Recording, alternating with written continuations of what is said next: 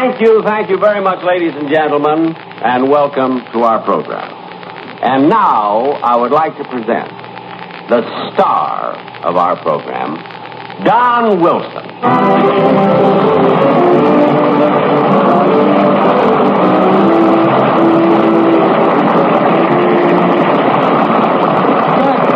What do you mean, I'm the star of the show? Don, I have a surprise for you. This is an anniversary. An anniversary? Yes. Ladies and gentlemen, today marks the 27th anniversary of the day that Don Wilson came to work with me. So take a bow.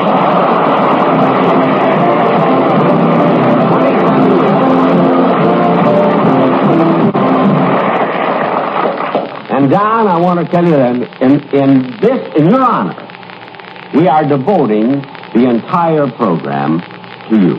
And when I say we, I mean the cast. I mean, this is your day. I mean, your slightest wish will be our command. And Don, we're going to...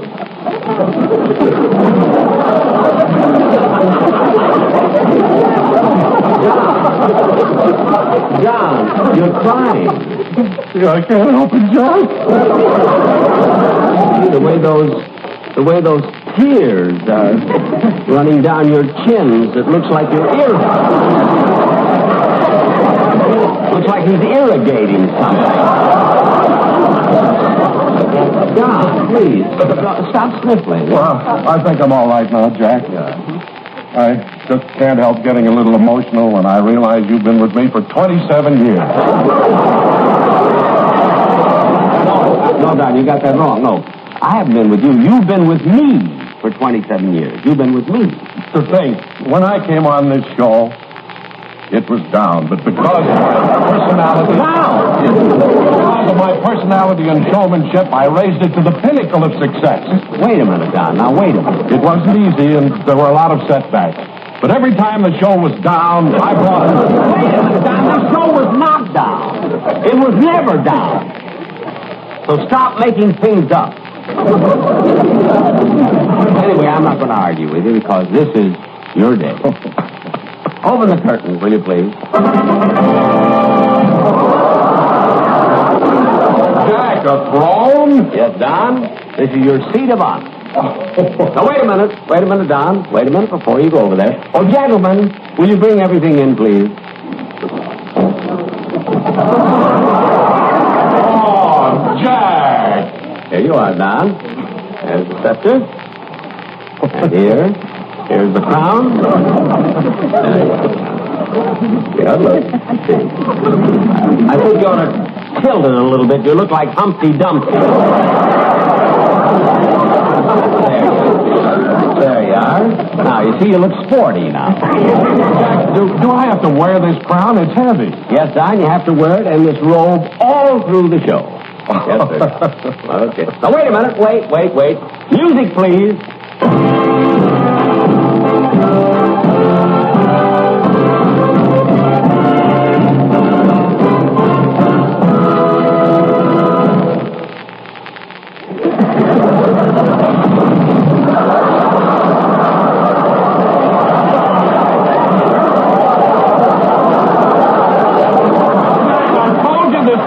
Too heavy?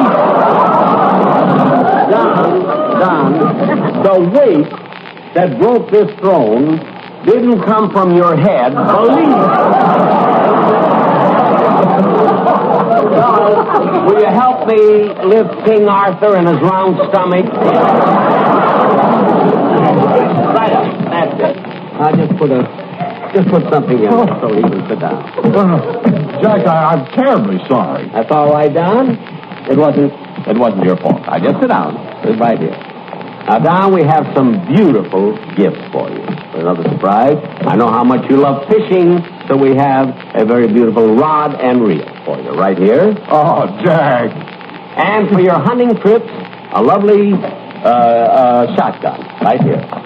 Oh, Jack, this is beautiful. And, Don, I heard that every Saturday you go to the J&M riding stable and you rent a horse. because you like to go riding. That's right, Jack. I ride for 3 or 4 hours every week. Well, Don, you'll never have to go to the J&M stables anymore. The horse you rented, we bought that horse for you.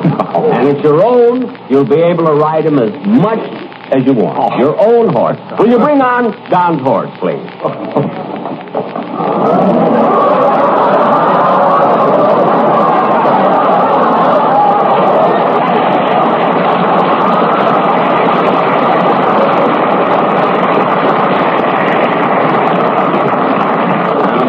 That's your own horse now, and you can ride him 7 days a week. I don't blame you.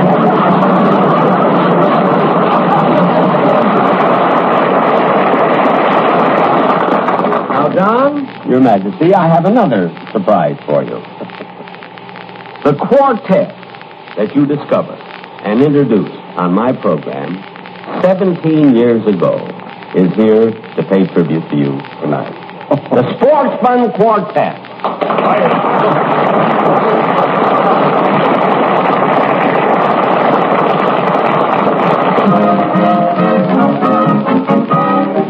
Down yonder, someone beckons to me.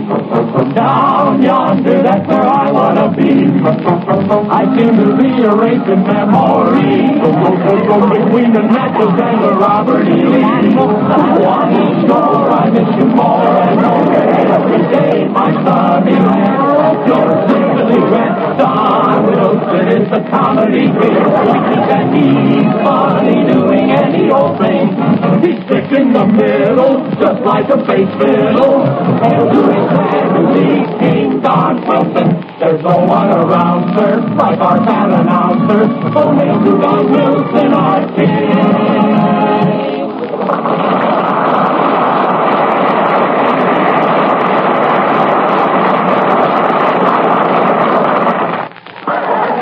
Ladies and gentlemen, I guess many of you can realize that when I first started on radio that I did not have an announcer, you see.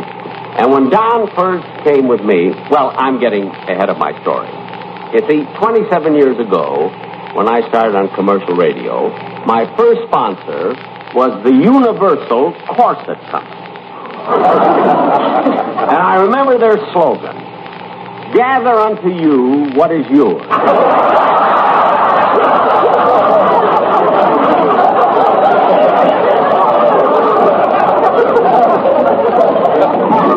Well, anyway, after I'd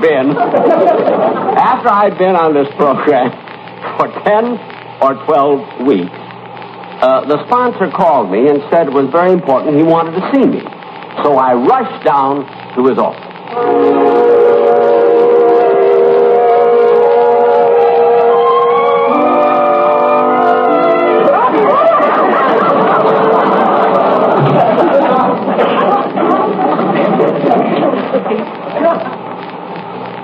Mr. Willoughby? Oh, yes. How do you do? You remember me, I'm Jack Benny. You said you wanted to see me? Oh, yes. I hate to bother an artist of your caliber, but you know, something strange has happened since you've been broadcasting for... Oh, very strange. Very strange? What's that? We've been losing money. Losing money? I can't understand that. My shows have been very... Oh, I'm not arguing. Oh, no, your shows have been just... But, you know, we think it'll help if you stick to comedy and let somebody else do the commercial. Well, I thought I did the commercials very, very well. Well, all I know is that we've been selling corsets for 15 years, and this is the first time the company is feeling the pinch. Feeling the pinch. Isn't that you? Yes, so I thought I wanted to have you here today so that we could audition the announcers, and the announcers are outside. Say, you know, you might have something there. if I had an announcer that would do the commercial and somebody I could talk to. Yeah. May I have a pencil and piece? I'll write something. Oh, you man. I'll write something. There you are. Fine. Are you going to write some comments? Yes, I'll write some jokes in there. So. Oh, I'm laughing already. Yes, that's it. Oh, say, this man is going to be wonderful. He's going to do a wonderful job for you, Mr. Benning. You'll find out. He'll just... How do you do? I'm Roy Rowan. Say that. Are you ready, Dave? Yes, in 1 second. There we are. Okay, Mr. Rowan, this is Jack Benning. How do you do, sir? How do you do, Mr. Nice to Rowan? meet you. Now, Mr. Rowan, I've written something here on this piece of paper for an announcer, and I want you to read it. Now, don't be nervous. Just read it out nice and straight, like an announcer would read. All right, then. Okay. And now, ladies and gentlemen, the Universal Corset Company presents the star of our show, that scintillating, dynamic personality, Jack Benny. Hello again. This is Jack Benny talking. And a funny thing happened to me on the way to the studio. What happened?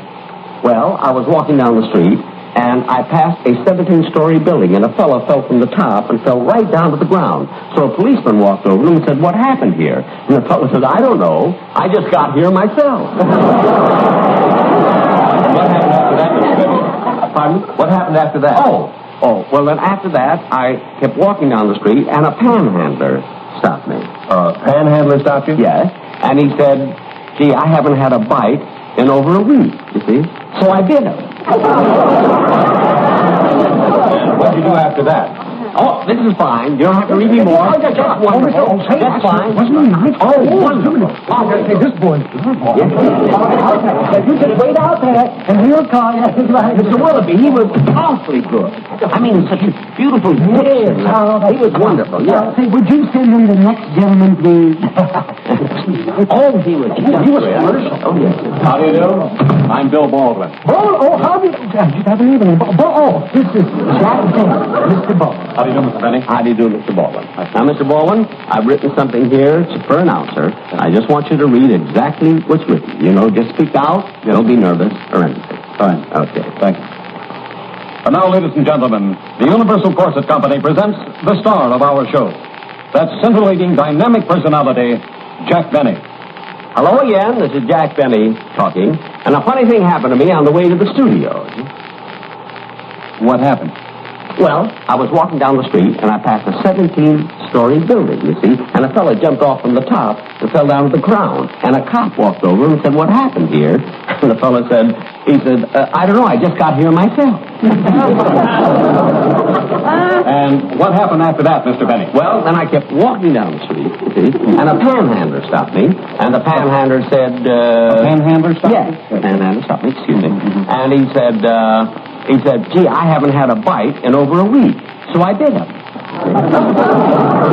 And what did you do after that? Fine, that's fine. That's all. That's fine. That's wonderful. Oh, he's nice. Oh, very good. It's real nice out there, the chairs. Thank you very much. I could use any one of those Well, two. they were nice. Now, if there's anybody else out there, would you send them in, please? Thank you.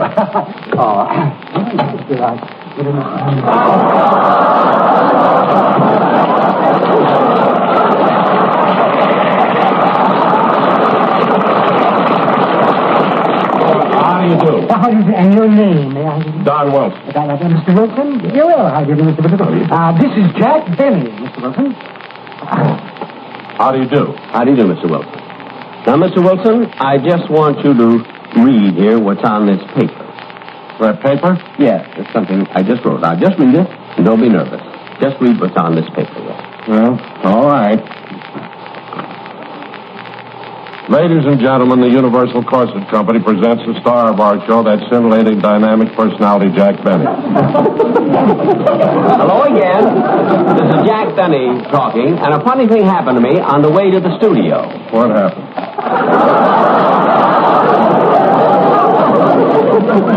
Well, I was walking down the street, and I passed a 17-story building, and a fellow fell from the top of the building down to the ground, you see. And a policeman came over to him and said, "What happened here?" The fellow said, "I don't know, I just got here myself."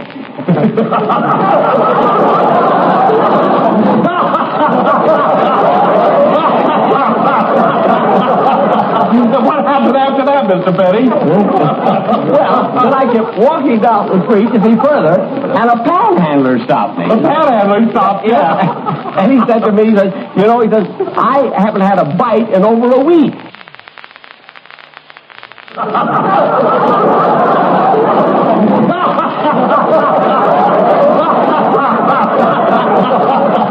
What happened after that, Mr. Benny? Well, then I kept walking down the street to see further, and a panhandler stopped me. The panhandler stopped you? Yeah. And he said to me, he says, I haven't had a bite in over a week, so I bit him.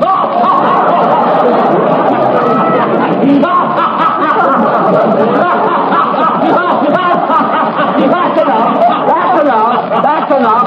You're hired.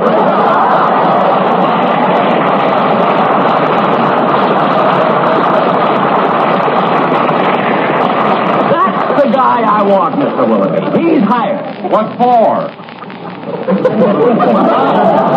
To be my announcer. I'm no announcer. Well, then what did you come in here for? I came in here to complain about one of your corsets. Why? Doesn't your wife like it? No, she says it still makes me look sloppy. Well, whether you like it or not, you are going to be my announcer from now on.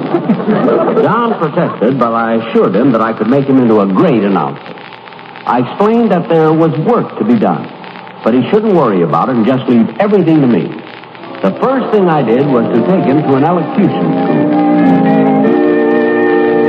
Now, Mr. Wilson, let's try it one more time. Ready? And... A with the U is A-U, A-U. D with the U is D-U, D-U. U-D, U-D, U-A-U. G with the U is G-U, G-U. E with the U is E-U, E-U. A-U, E-U, G-U, D-U. There you are, Mr. Benny. What do you think of that? P with a U is E-U.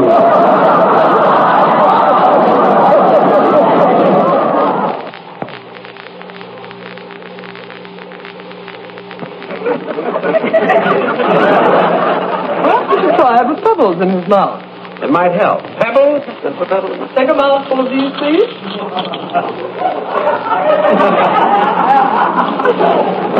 Now, Mr. Wilson. Peter Piper picked a peck of pickled peppers. Peter Piper picked a peck of peppers.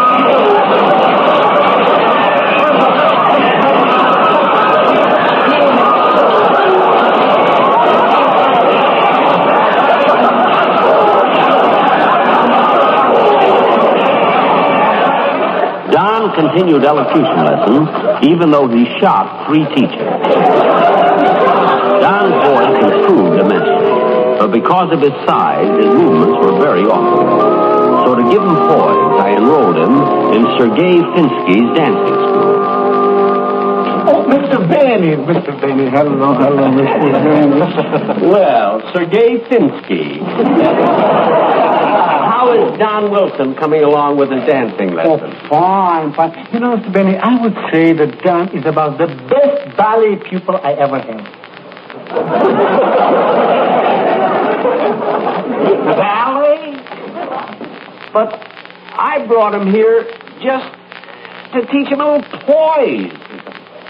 Ballet? Well, Mr. Benny, you brought him in here to cure his awkwardness. And believe me, learning ballet is the very best way to cure it.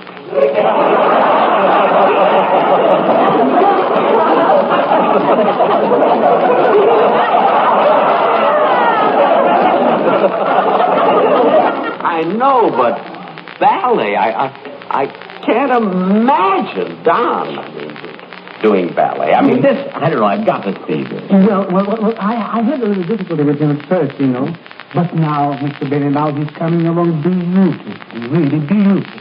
But ballet, well, I don't know, I've got to see this. Well, you can. He's just about to give his lesson, And Mr. Benny, please, don't let him know that you're here. It might confuse him, He will come out. He'll be embarrassed. He'll be embarrassed. Yeah. Now, would you mind, please? Where can I hide? Just over there. Behind the curtain. Okay, that's right. That's right. Now, Mr. Benny, I have to explain to you one thing. Right. Every ballet has a little story. Yes, I know. And this one is a lovely story about a dying hibiscus.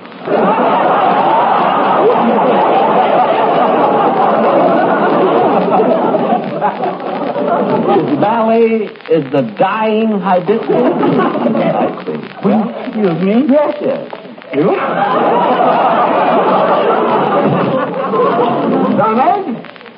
Donald, are you ready? Yes, I'm ready. I'll give you the musical introduction.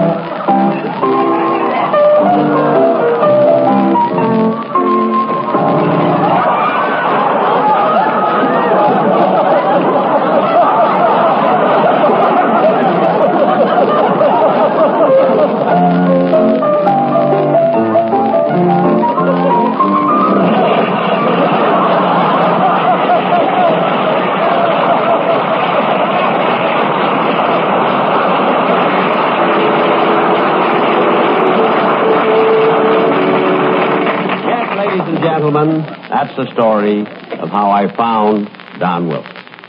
Now, Don, we had a lot of fun at your expense. But now I have another surprise for you that you'll be very, very proud of. Now, this gentleman flew here all the way from New York City just for this occasion. One of the most eminent personalities in the field of television, Mr. John Daly.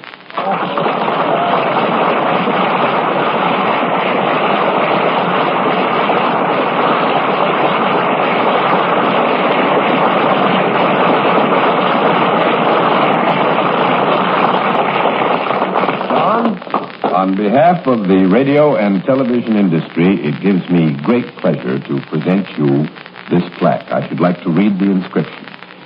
To Don Wilson, in recognition of 27 years of achievement in the field of radio and television broadcasting. A man who at all times exemplified the highest standards and good taste. A man whose diligent pursuit of his chosen profession has reflected credit on the entire industry.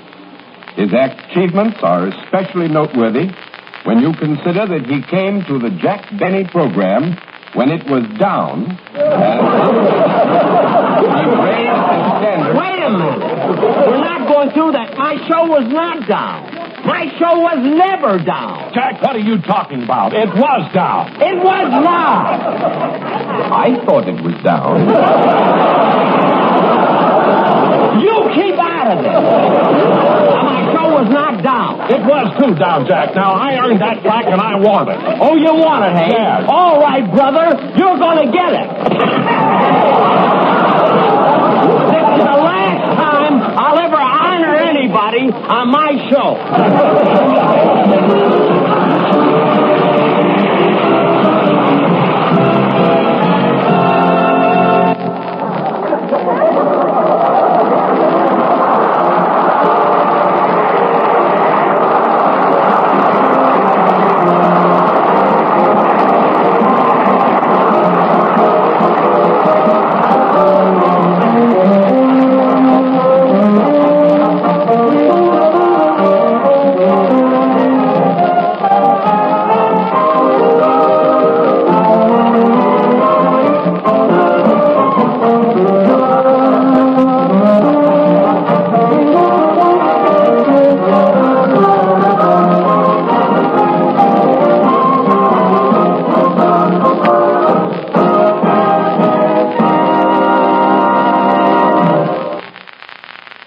That was from a television retrospective that was done at Channel 44 in San Francisco the week of February 14th, 1975, in tribute to Jack Benny.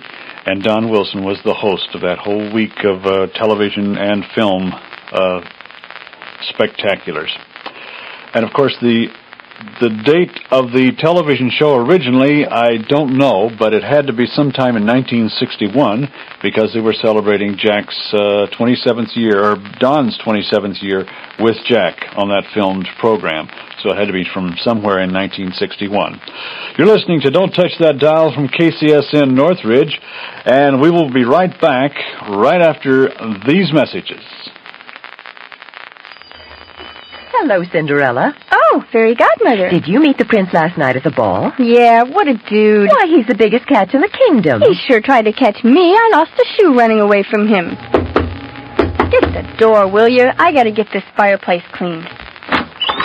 Why, it's the prince. That's me. This your glass slipper? Oh, no, it belongs to Cinderella. Okay, Cindy. Want to get married and live happily and rich ever after? I don't know. Got a radio in your castle? So we can listen to Theater of Your Mind on KCSN? Nah, I'm too busy squeezing taxes out of the peasants. But Princey, Paul Thompson plays good old radio mysteries on Mondays and comedies on Fridays at 6:30. Well... Look, buy me a radio tuned to KCSN and I go with it. What do you say? Come to think of it, with Theater of Your Mind to amuse me Mondays and Fridays at 6:30 on KCSN, who needs a cinder-smudged damsel with one bare foot and a bunion yet? See ya, baby.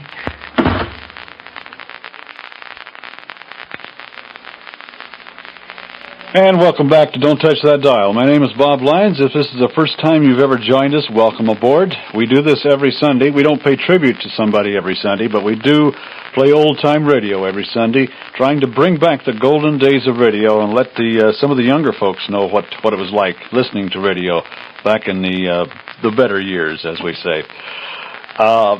Today is a special program, of course, and next week we'll be back with more of the regular fare that we have on Don't Touch That Dial, although we will be featuring kind of a special program next week. 2 30-minute brand new radio programs, 2 dramas produced by the American Radio Theater, and Dave Krebs will be here in the studios to talk to us about it and to get your reaction on the phones, and that's going to be kind of exciting because we believe in new radio too, and we want to support the new radio programs that are being produced today, and they don't seem to be able to get a hearing, a forum in which to broadcast these shows. So we are proud to open up some time here on a Sunday afternoon to make a time available to some of the new programs. New Time Radio here on Don't Touch That Dial. And I'll tell you about Spurred Back a little bit later on, but right now let's get back to our tribute to Don Wilson as we look back in the golden age of radio, the years that he presented and did so much for the Jack Benny program. We're doing a lot of Jack Benny shows today because Don Wilson was synonymous with Jack Benny. We're going to go right now to the NBC Radio Network back on December 17th, 1945, when they began the I Can't Stand Jack Benny contest on the Jack Benny Show. Money on the...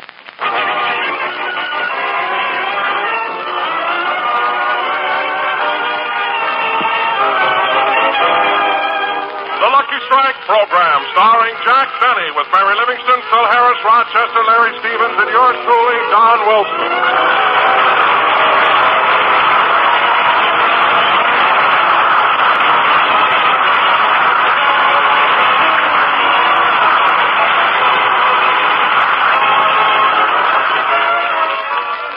Gentlemen, 2 weeks ago, Steve Bradley, Jack Benny's press agent, forced Jack into having a contest. You listeners were asked to write in letters completing this simple sentence, I can't stand Jack Benny because. And is it catching on? Ah, yes, there's excitement in the old town tonight. Everybody's celebrating. In fact, right now there's a parade coming down Sunset Boulevard.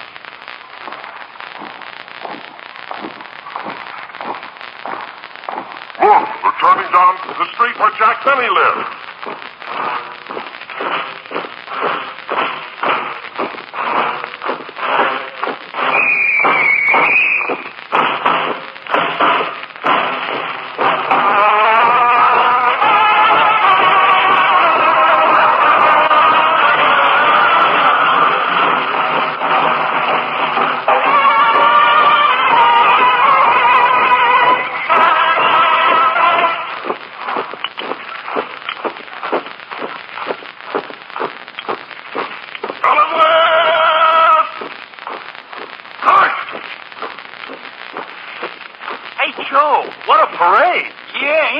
Jackson? I never saw so many guys in uniform. Yeah, what are they? Soldiers, sailors, or Marines? They're mailmen. Mailmen? Sure, haven't you heard? Jack Benny's running a contest. I can't stand Jack Benny. Well, neither can I, but what's the contest about? That's it. I can't stand Jack Benny because there's $10,000 in prizes. No kidding. I even sent in a letter myself. You did? What did you say? Oh, plenty. When I got through, I had to wash up my fountain pen with soap. Life boy, yes. Hey, I'm going to call up my wife and tell her to write a letter to Benny right now. Wait a minute. Why don't you do it yourself? Oh, if my wife calls him half the things she calls me, she can't lose.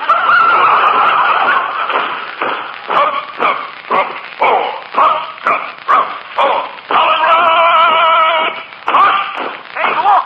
They're marching right up to Jack Benny's door.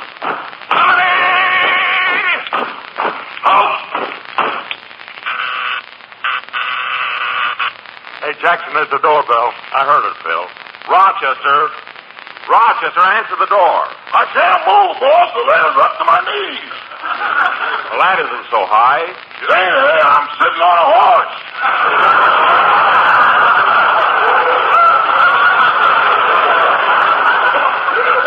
No, don't be silly. Every time I talk to him, Phil, what are you doing with that shovel and that pile of letters? We lost Mary. We didn't lose Mary. She got a bad cold and couldn't come over today. Oh, that's a shame, Jackson. Did you send her any fruit? No. She still has the fruit I sent her last year when she was there. But that was a year ago. Don't that wax fade? No, but during the hot weather, it melts a little, you know. In fact, the banana curled up and looks like a donut with yellow jaundice. Now, let's see. Hey, Jackson, why don't you send her some real fruit? The wax stuff don't fool anybody. It doesn't, eh? The apple's got 2 worms in it. They don't know the difference.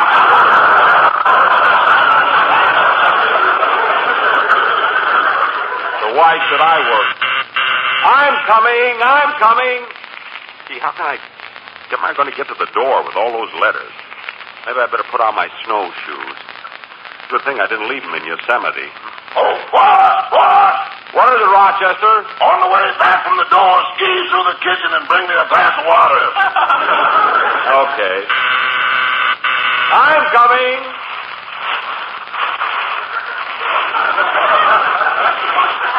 God, these letters are so deep. It's a good thing I got my snowshoes on. On the night which was 30 below, there stumbled a miner fresh from the snow. Dog dirty and loaded for bear. That's me. Rochester, stop. Okay. Oh, are you the mailman? Well, what do you think I am with this pack on my back? An early Santa Claus?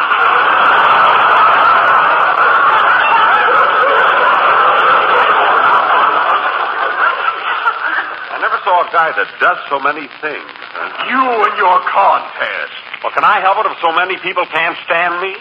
Besides, what are you griping about? You got over 200 letter carriers helping you. I know, but it wasn't easy getting them. What? We have the only post office in the country with a draft board. Now, look. Don't you shout at me. See those 4 stars on my shoulders? Well, what does that mean? I'm a postmaster general, silly.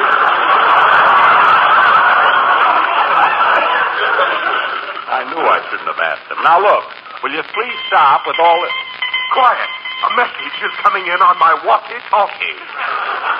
Flight commander to control tower. Flight commander to control tower. We're circling Beverly Hills. Please give instructions. Over. Control tower to flight commander. You're approaching the target. Drop down to 500 feet. Open the bomb bay. Wait a minute. What is this? Airmail, you old-fashioned poop.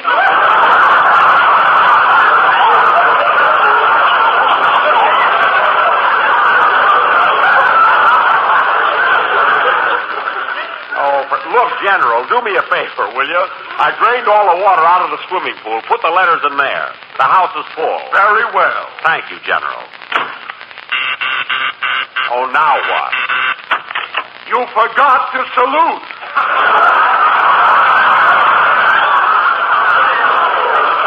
Now cut that out. This is all General Bradley's fault. I mean, it's all Steve Bradley's fault. Having people write letters on why they can't stand me. These snowshoes are kind of tight. He longed for the fight of the Yukon night in the northern lights weird flicker. Rochester. And a game of stud and a frozen mud and a taste of raw red liquor. Rochester, stop with that poetry. We're not in the Yukon. I don't know about you, but I'm chewing on some blubber. What? Tough as a steak was Yukon cake. Hard boiled as a picnic egg. Rochester. He washed his shirt in the Klondike dirt and drank his rum by the case.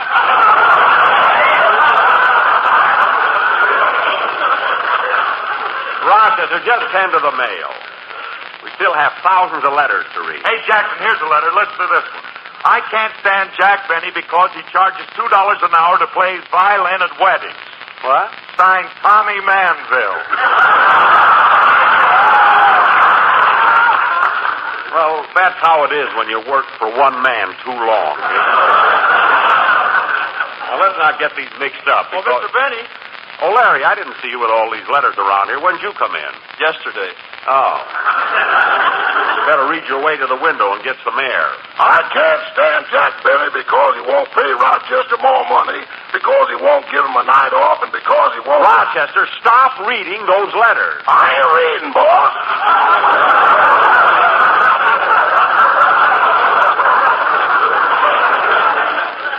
Well, we talk about our little problems in private. Yeah, you, me, and the Dice Committee. Never mind. Gee, I'm getting tired reading these letters. I'm going to rest a while. Say, Larry, why don't you sing a song for us? I'd like to, Mr. Benny, but I've got laryngitis. Gee, everybody's got a cold. You and Mary. What a show we're going to have. Just my luck, Fred Allen will be as fit as a fiddle.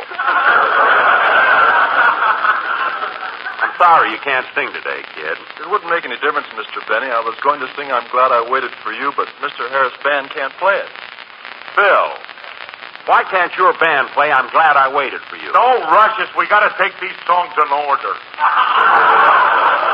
Oh, I'm sorry. What are you working on now? Sheik of Arabic.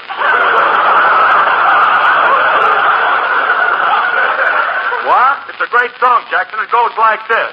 I'm the Sheik of Arabic. Your love belongs to me. Tonight when you're... I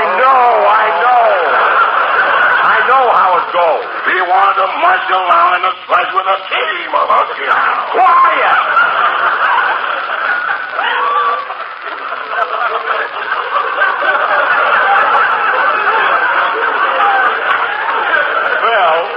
Phil, by the time you get to...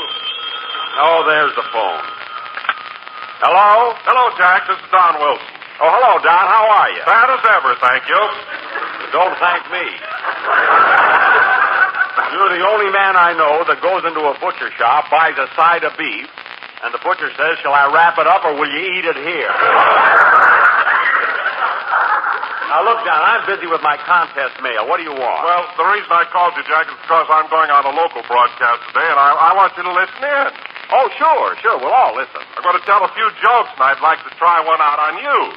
Jokes? Oh, go ahead. Go ahead, Don. Go ahead. Why are Lucky Strike cigarettes like Minneapolis? Say, that sounds like you got something there. Go ahead, Don. Why are Lucky Strike cigarettes like Minneapolis? Because they're so round, so firm, so fully packed, so free and easy on the draw.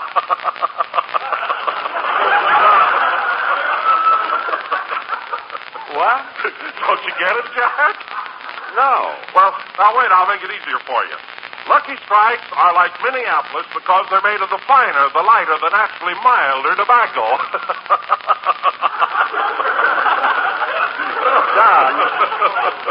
Don, I might be a little dense today, but I still don't get it. Well, now I'll explain it to you so you can't miss it. Oh. Lucky Strikes are like Minneapolis because with men who know tobacco best, it's Lucky's 2-to-1. But, Don, that doesn't make sense. Minneapolis doesn't fit in there. It doesn't? No. Well, I guess you're right, Jack. I'll make it St. Paul. I think you've really got something. Well, I better run along. Goodbye. Oh, Don, just a second. What time do you go on that program? At 6:15. Okay, I'll listen. Goodbye. Oh, my goodness, I forgot to ask him what station. Oh, well, we'll find it. Hey, Phil, the house looks a little better with all those letters cleaned up.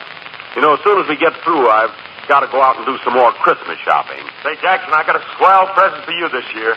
You have, Phil? Yeah. How much did it? What is it? What did you get me? Case of gin. A case of gin? Well, it'll come in handy when you throw a party. When am I going to throw a party? The minute I bring it over, Bob. All right, Phil. We'll have the party on New Year's Eve. Huh? Mr. Benny, what are you going to give me for Christmas? Well, what are you going to give me, Rochester?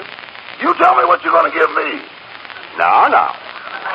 First, you tell me what you're going to give me. No, you tell me. No, you tell me. No, you tell me. No, you tell me. What are you laughing at? We do this every year, and all we get out of it is a sore throat.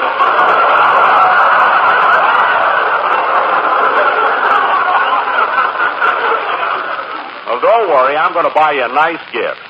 Now, before I do my shopping, I better go over my list again. Let's see. For Christmas, I'll get some cough drops for Larry Stevens. Some new wax fruit for Mary. And something for Don Wilson. I hear they're stretching 2 ways again. Now, let's see. What else?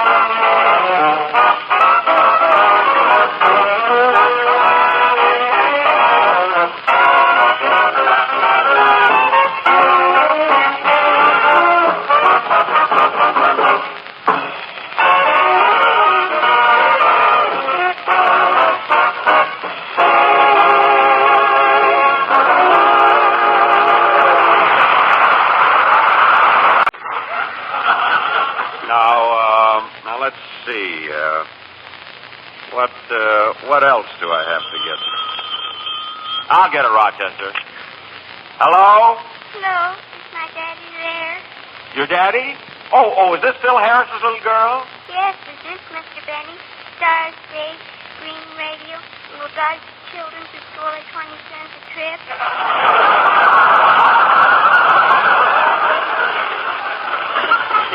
How did you know all that? It was printed on a Christmas card you sent us. Oh, yes. Oh, Mr. Benny, I hope you won't be mad at my daddy when you see the letter he's sending to your contest. Oh, for heaven's sake. You mean your daddy showed you the letter? I had to write it for him.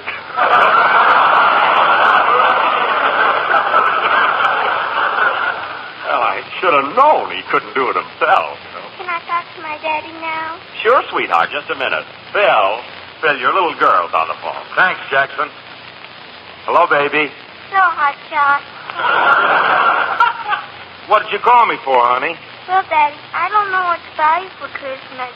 I wish you'd tell me what you want. Oh, darling, you don't have to buy me anything for Christmas. That's what you told me last year. And then you got even with me on my birthday. Oh, no. Now, baby, Daddy didn't get even with you. He just forgot, that's all. Gee, Daddy, I like Christmas. Santa Claus and everything. Yeah, it's wonderful. And, baby, do you know where Santa Claus comes from? Uh-huh. And that's what I like about the North Pole. Oh, isn't that cute? Hey, Jackson, you should have heard what my kid just said. Oh, Daddy, wasn't that funny? Yes, it was, too. You know, honey, I never saw I that. gotta hang up now, Daddy. I'm busy. Okay, goodbye, darling. Goodbye, Hotshot.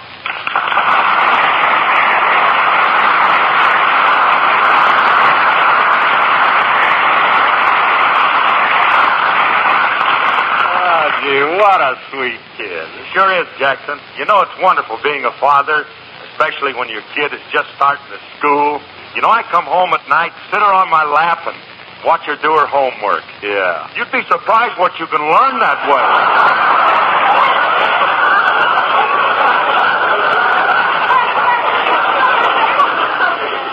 Well, stick to it, Phil. You know, it isn't going to hurt you any. You said it.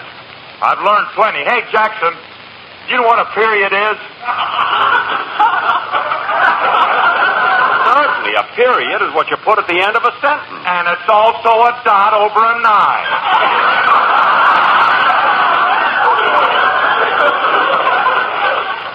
Man, you positively amaze me.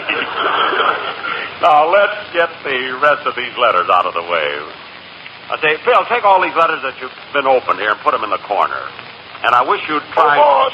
What is it, Rochester? Here's a letter from Fred Allen. Fred Allen? He can't be in the contest. He's a judge. Just the same, he sent this letter. What does it say? It says, I can't stand Jack Benny because... Uh-huh. Then he lists the reasons alphabetically, chronologically, and geographically.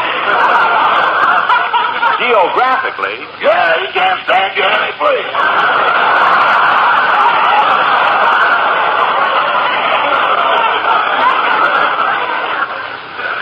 Oh, he just thinks he's smart because he can say such big words with his nose.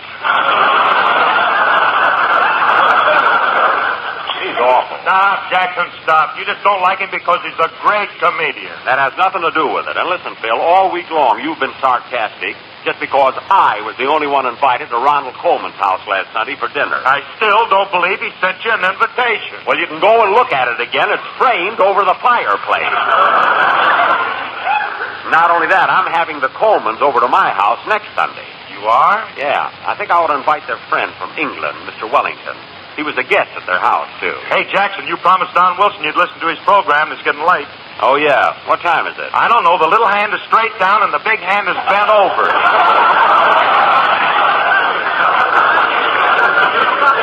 That's 6:15.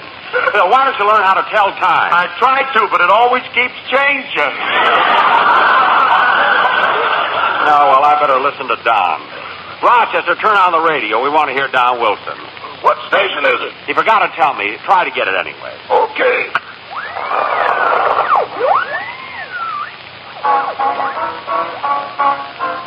Come to me, my melancholy babe. Cuddle up and don't be blue. All your fears. Oh, that's not it. That's not the station. Here, I'll get the station. I might as well be honest with you, Joyce. I'm in love with another woman. No, Alvin, you mustn't leave me. You mustn't. I've given you the best years of my life. I'll fight to the last ounce of my strength. Oh, that's not it either. I wonder what station, Don. Every cloud must have a wait until the Oh, for heaven's sake, why can't I get the station Wilson's on? There it goes. It's a line drive and Greenberg's on third. They've got such a slow radio here. I gotta get that station, that Don. Do you have rheumatism in your joints? Do you have chills? Does your liver shiver? Do you wheeze when you sneeze? suffer from these or any other ailments, try sympathy.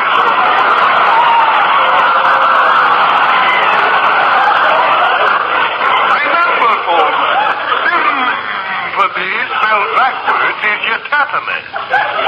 Y-H-T-A. I'm going to change this before that quartet comes on. Sympathy soothing serum. That stuff never helped anybody. I wish Wilson had told me what station he's on. Melancholy face. Cuddle up and don't be a blue doodle doodle doodle. Oh, my goodness. Why can't I get this stuff? Maybe this is it. Hello. To all of you from Hollywood, this is Luella Parsons.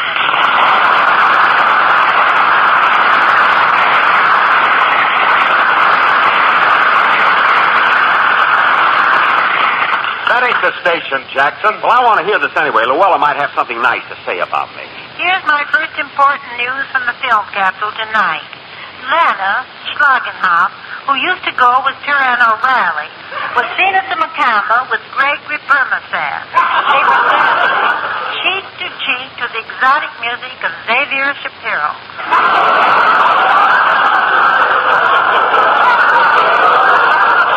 Well, what do you know about that?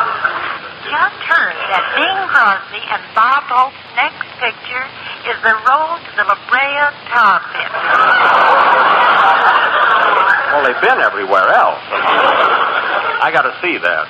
Flash, it's a boy at the Cedars of Lebanon Hospital. Well, I'm going to send them a card of congratulations. Remind me, Phil. Van Johnson, who was so very ill with the flu, was cured in 3 days by a new miracle medicine called sympathy soothing. How do you like that? Me, it made sick. Now, here's top news. News you'll all be interested in. Gladys Zabisco, who's been Jack Benny's sweetheart for so long, has just signed a brand new contract with the Homeway Laundry.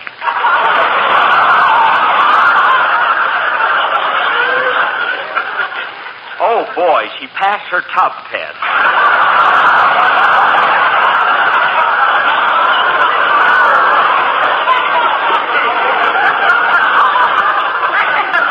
Gee, I hope her agent made a good deal for her.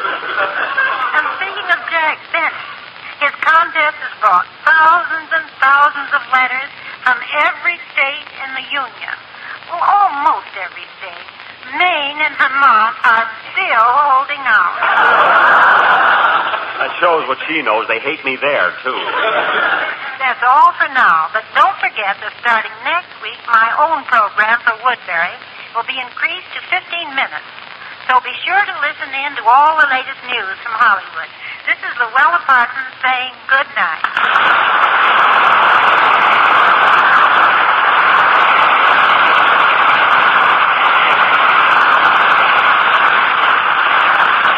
Gee, I must call up Luella and tell her... Hey, Jackson, what about the program that Don Wilson is on? Oh, yes, I must get that. Don't smile, my honey, dear. My life is going here. Or else I will be melancholy. Yes, I will be melancholy. And I'll be melancholy too. Oh, God. Isn't that awful? Ladies and gentlemen, you've been listening to the glorious voice of Miss Jenny Mudfender, your host of Pine Street Bowling Alley. Well, what do you know? Don Wilson's been on that program all the time.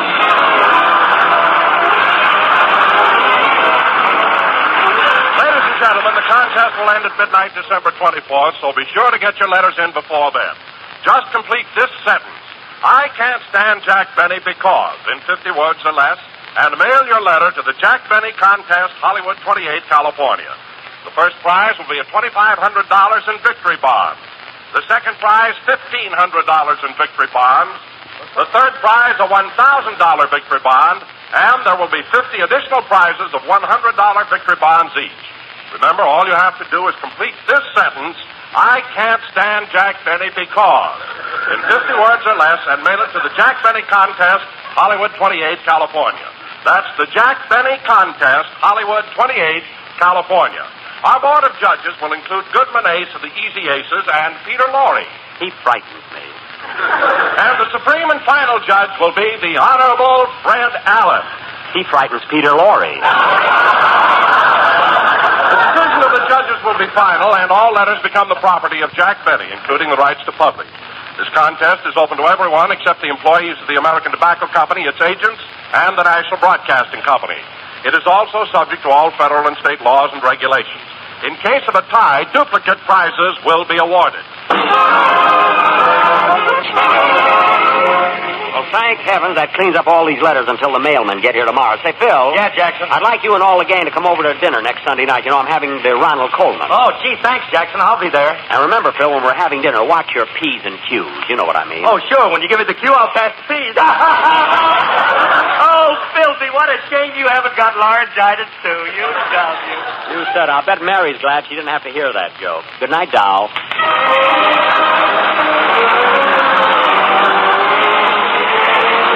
This is the National Broadcasting Company. The Jack Benny Show from the NBC Radio Network, December 17th, 1945. I can't stand Jack Benny. Don Wilson read that so well. Okay. Very quickly now, so we can get into the next show, because we're running very short. The captain will be here in just about 30 minutes, so we want to get you into another show very quickly. SPURDVAC, the Society to Preserve and Encourage Radio, Drama, Variety, and Comedy. It's a group of radio aficionados and preservationists. People are trying to preserve the golden age of radio, and we take the shows from the original discs, transfer them to tape, put them in libraries, and make them available to all our members for a nominal fee, and it's $15 a year membership, which is tax deductible. Anybody can join SPURDVAC. You can rent tapes from the libraries. It's a lot of fun. Our meetings are the second Saturday of every month, and this coming Saturday, the 8th of May, will be our special guest speaker will be Jack Kruschen, one of the great character actors from the golden age of radio. He's done a lot of things. Lux, the NBC University Theater. He was in War of the Worlds. He was one of the 3 men who greeted the Martians as they landed. Yes, and you know what happened to them. He was in The Apartment with Jack Lemmon and Shirley MacLaine. So he's done a lot of things, films, television, and radio. And he's going to be our special guest speaker at the SPURDVAC meeting at the Encino Recreation Center, 12 noon this coming Saturday. So y'all come. Everybody's welcome. You don't have to be a member of SPURDVAC to attend that meeting. If you want more information about SPURDVAC, you can write SPURDVAC, SPERDVAC, P.O. Box 1587, Hollywood, California 90028. Or for quicker service, our 24-hour telephone number is 213, area code 254-8173. That's for information about SPURDVAC, the Society to Preserve and Encourage Radio, Drama, Variety, and Comedy. Quickly now, our final presentation here on Don't Touch That Dial for this Sunday, our special tribute to Don Wilson, as we go back to the CBS Radio Network, November 14th, 1954, for a final Jack Benny program.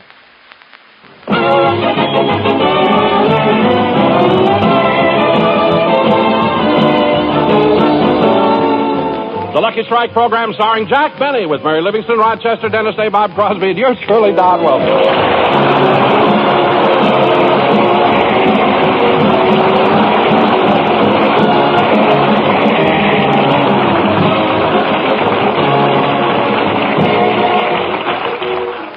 Ladies and gentlemen, every Saturday morning after rehearsal, the Jack Benny cast usually drops into the corner drugstore for a light lunch. As the scene opens, all of us, with the exception of Jack, have just entered the drugstore. Hey, we're lucky, fellas. It isn't crowded at all. Yeah, we can have our regular table. Well, let's sit down. Hey, Jack must have finished his business at the studio. He's standing on the corner on the other side of the street. I wonder what the private business was he had to take care of. Well, he went up to see Mr. Ackerman, the vice president of CBS. This is the day Jack is giving the network his ultimatum. Oh, what ultimatum? Either CBS gives him free parking or he's going back to NBC.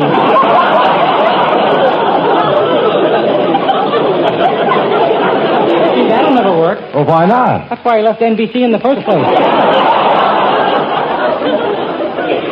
That's right. Oh, here we are, Jack. Okay. Sorry I took so long. What did you kids order? Oh, nothing. We were waiting for you. Oh, then I'll call the waitress. Oh, Miss? What do you want, Mac?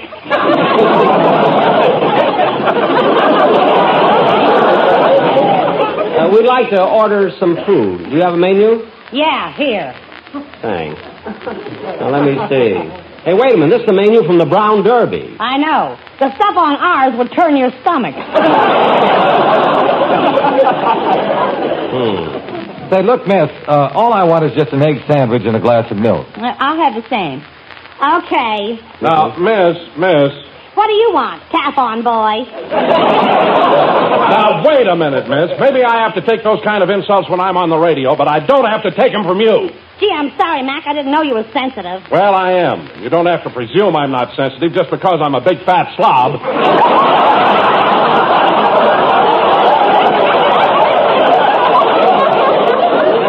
Don, control yourself.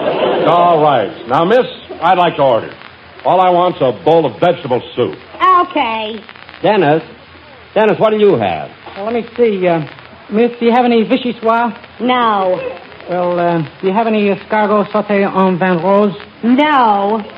Well, how about shish kebab and kreplach?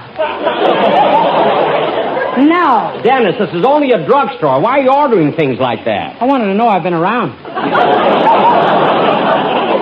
Stop being silly. Order something you get in a drugstore. Okay, I'll have a chicken sandwich. With mayonnaise? No, toothpaste. Now cut that out.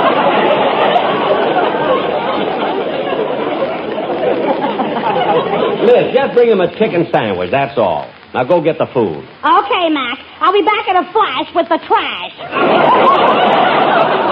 Never mind, just go get it. You know, it's hard to believe that she used to do the commercials on the Lady Esther program. Now, look, Dennis, when we do the show... Wait a minute, where did Dennis go?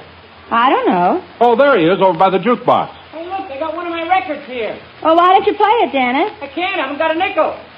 Has anybody got a nickel? Oh, I haven't. Neither have I. All I have is a dime. I can change it.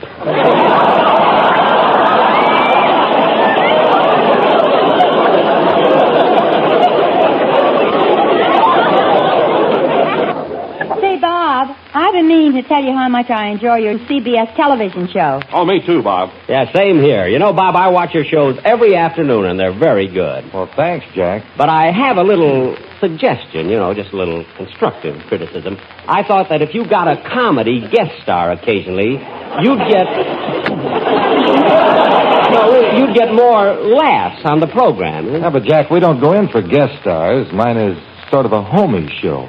Well, Bob, homey show or not homey, I still think it's a big lift to have a guest star come in, particularly a comedian. Well, maybe so, but, gee, we don't have much money in the budget. Well, how much can you pay for a guest star? Well, about $15. For $15, Jack can be homey. I know a lot of recipes. Anyway, Bob, it's a very good show. And... Hey, did the rest of you finish eating already? Yes, Dennis, where were you? Well, I thought as long as we were in a drugstore, I'd weigh myself. Oh. I weigh 140 pounds, stripped.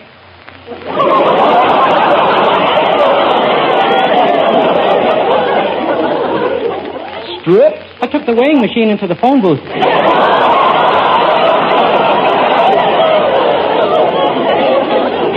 Look, Dennis. And when I put in a penny, a little card came out. Well, what did it say? Put on your pants, kid. A lady wants to use the phone.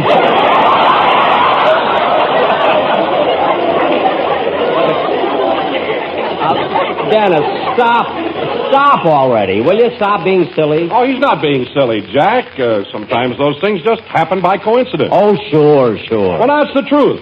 Once I put a penny in the scale, and you ought to see the card that came out. Well, what did it say? Get off, you're hurting me. Well, that I believe. That could happen. I hate to break up this round table discussion, but will there be anything else? Not for me. Anyone want anything? Not me. Well, I've had enough. Okay, here's the check. Oh, well, I'll take it, miss. No, Bob. Let me pay it. It's my turn today. Oh, now, wait a minute, John. You paid last time. I'll pay today. No. Bob paid last time. Now it's my turn. No, Don, you're wrong. Dennis paid the last time, and now it's my turn. Oh, for heaven's sake, fellas. Let's all go Dutch. Mary, it's their argument. Keep out of it.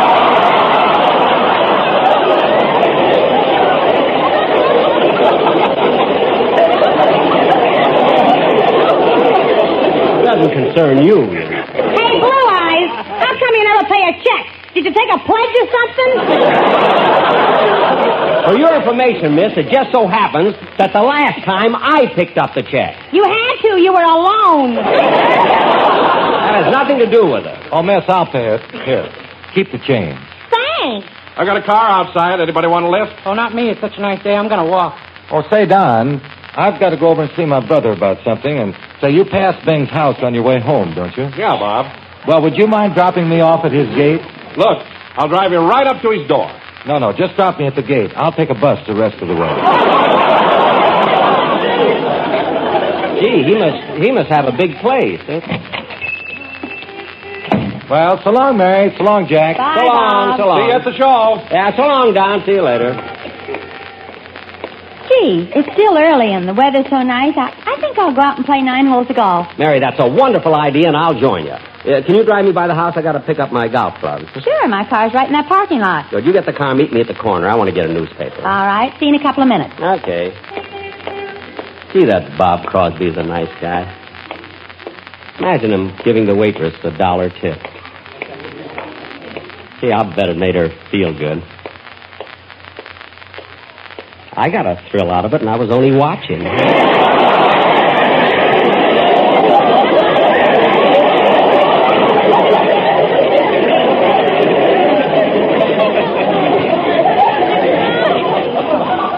Now, let's see. I want to get a paper. See, which paper do I want to get? Here? Hi, Rube. Huh? Oh, it's my friend from Calabasas.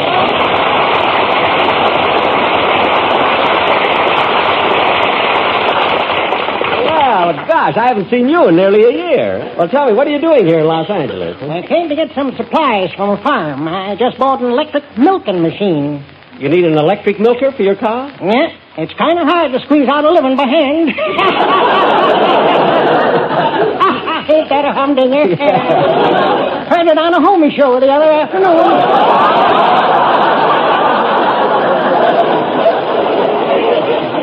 Could that have been Bob's? I don't know. Is that all you have on your farm, just cows? Oh, no. Main crop is grapes. We operate our own winery. Well, that sounds like a nice, pleasant occupation. Pleasant but dangerous, Rube. Dangerous. In fact, just a short time ago, my uncle fell into one of those big vats full of wine and drowned. Your uncle drowned in wine? Yep. Took the mortician 5 days to get the smile off his face.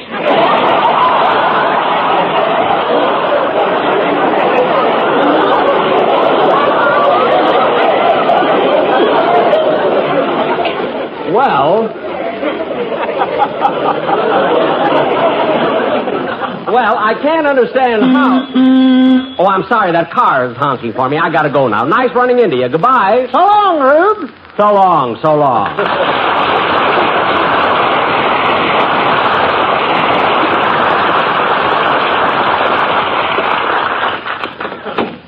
Here I am, Mary. Hiya, Rube. Oh, stop. Come on, let's get going. Gee, I'm glad we finished rehearsal early. Such a nice day for golf. Yeah. Say, Jack, what the headlines of the paper say? How do you like that? I kept talking with that farmer. I forgot to buy a paper. Well, turn on the radio and we'll hear the news. All right.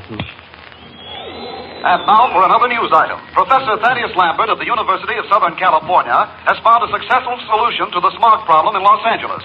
He has moved to Colorado.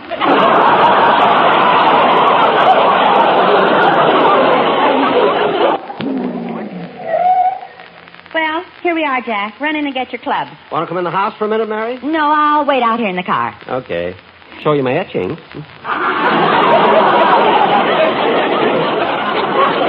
Won't take me long.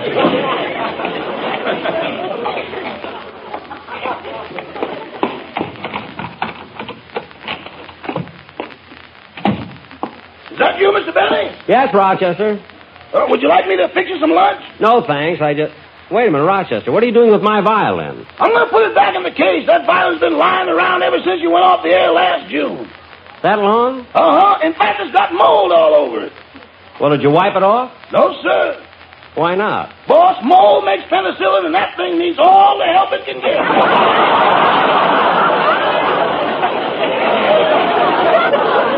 Never mind. And clean it up good because I'm going to play my violin on my television show next Sunday. No. Yeah. Now, look, I'm going out to play some golf with Miss Livingston. Oh, your clothes are in the closet. I know. And Rochester, at 5 o'clock, I want you to drive out to the clubhouse and bring me home. I can't, Mr. Billy. The mechanics are working on your Maxwell down at the garage. Why, what's wrong with my car? Nothing. It's just time for its million-mile checkup. All right. I'll have Miss Livingston drive me home. Now, Rochester, don't bother about dinner tonight because I'm going out. Okay. But, boss. Yeah?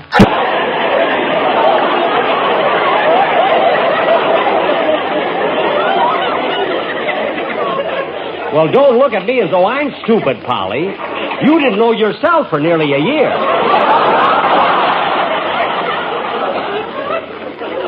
Gee, Rochester, now you've got me kind of worried. For heaven's sake, Jack, what's taking you so long? I'm sorry, Miriam, but Polly isn't feeling well.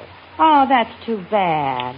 The poor thing. What's wrong with her? Miss Livingston, she just sits around in her cage all day brooding. It's been going on for weeks now. Oh, Jack, you ought to do something. Why don't you take her to a psychiatrist? The psychiatrist? Mary, this is no time for joking. I'm not joking. They have psychiatrists for animals. I know one right near here. All right. I'll get Polly and we'll go.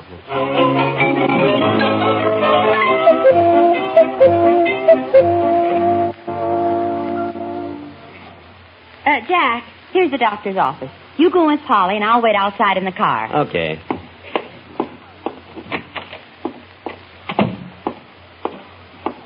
Yes, sir. May I help you? Well, are you the psychiatrist? Yes, sir. I am Dr. Hugo Browner, Ph.D. Ph.D.? Parrots, horses, and dogs.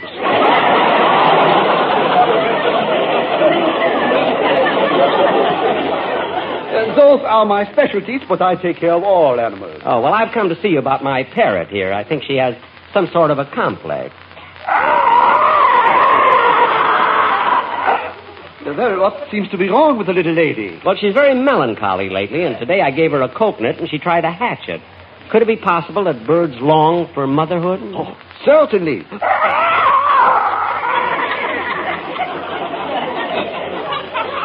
Tell me, how long has she been acting so moody? For a few weeks. Before that, she was always jolly. She used to love to listen to the radio and television. A parrot that enjoyed radio and television? This I cannot believe. Peppermint, turn this lake, bro.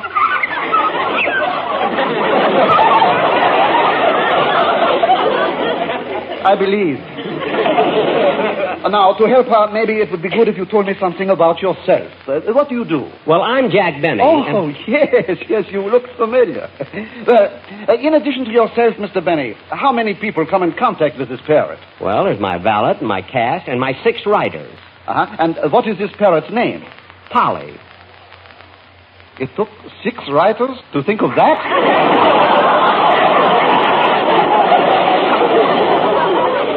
Look, Doctor. Never mind. Now, tell me, how old is this parrot? Well, let me figure it out. See, the man in the pet shop where I bought her said she was born in 1894.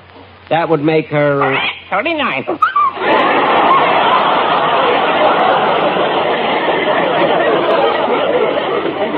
Where does she get such delusions? I'm sure I don't know. Now, Mr. Benny, you say this parrot listens to radio. Does she like music? Oh, she loves music. Good. I will give her a word association test. Word association about music? Yes. I will give her a word, and by automatic reflex, she will say the first thing that comes into her mind. Oh, good. Now, Polly, listen. Piano. Liberace. Clarinet. Pretty good one. Violin. Penicillin.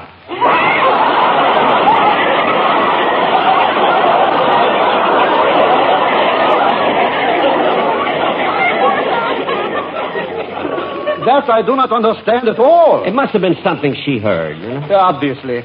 Now, to continue the word test. Listen, Polly. Father. Mother. Baby. Climb upon my knee, silly boy. You are only free, silly boy. No way of knowing. All right. No way of baby. knowing. That's what I thought. Silly boy. Polly, be quiet. Doctor, I'll go to... Polly, please. I'll go to the pet shop and get an egg. Silly boy. Polly, control yourself. Stop crying. Polly, we'll go right to the pet shop. We know now. It's motherhood. Polly, I'll get your name. You're sick from heaven. No, Polly, I'll get your name. Let's go. Polly. Silly boy.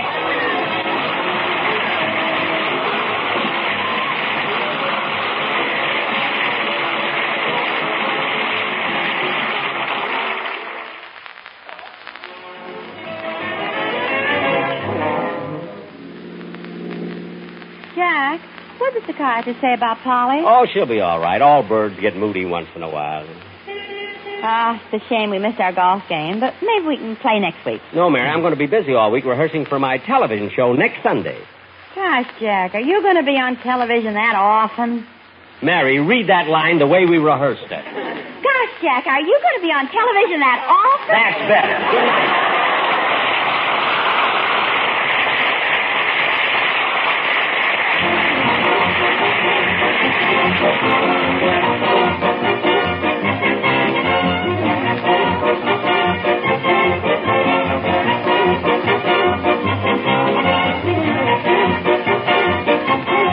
The Jack Benny program is written by Sam Perrin, Milt Josephsberg, George Balzer, John Tackerberry, Al Gordon, Hal Goldman, and produced and transcribed by Hilliard Marks.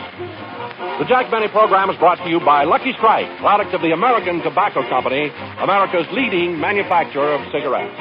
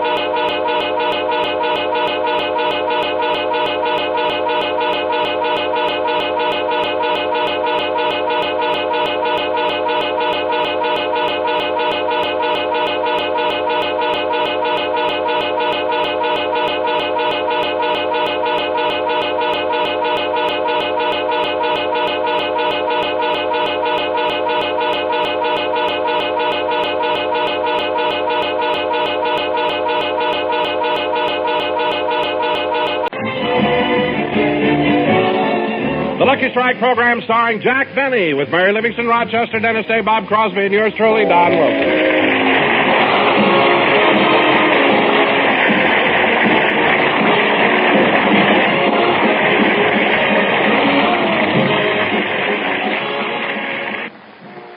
Don Wilson had a long and varied career in the Hollywood and New York broadcasting industries. He was in radio, he was in television, he was on stage, he did performances live in front of the GIs and announced for the Armed Forces Radio Service. He was an announcer for many programs, and you're going to hear some of those programs, some excerpts from them during the next 3 hours. Well, I guess by way of introduction, we can go back to an early tape, a clip of a program called The Nellie Ravel Show, and let's listen to Don Wilson himself tell a little bit about his own career at that time.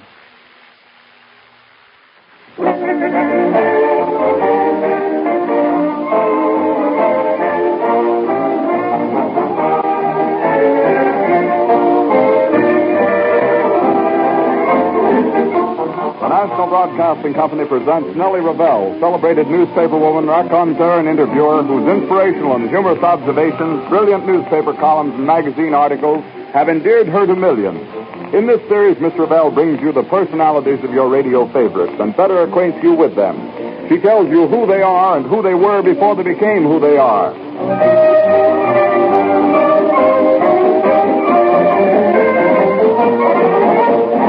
Ladies and gentlemen, Miss Nellie Ravel. Thanks, Frank. Howdy, friends. You remember me, don't you? Not to be outdone by our Canadian cousins, I too have a quintuplet. A quintuplet of announcers. The voice you love to touch. Those big noun and bird names, you know.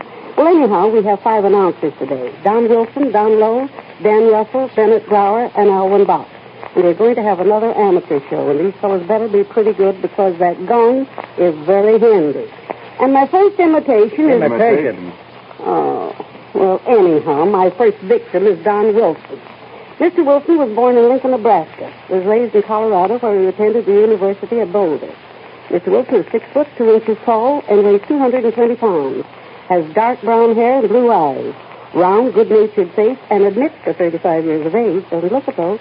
After leaving college, what did you do, Mr. Wilson? Well, Miss Ravel, first I worked as a salesman for a wholesale drug concern and afterwards sold coal and oil. And all during that time, I was studying voice. Soothing syrup and sugar-coated pills. What a nice training for an announcer. And then you left the coal bin and the oil cans for radio, huh? Yes, I joined what was known as the Piggly Wiggly Trio. We worked on the coast for 3 years, and later I was at KFI as chief announcer. Oh, yes, it was you who always announced the Rose Bowl game on New Year's Day at Pasadena, wasn't it? Blushingly, yes, Mr. You needn't blush for that. That's the best job you ever did. Maybe I should go back, huh? How long have you been in New York?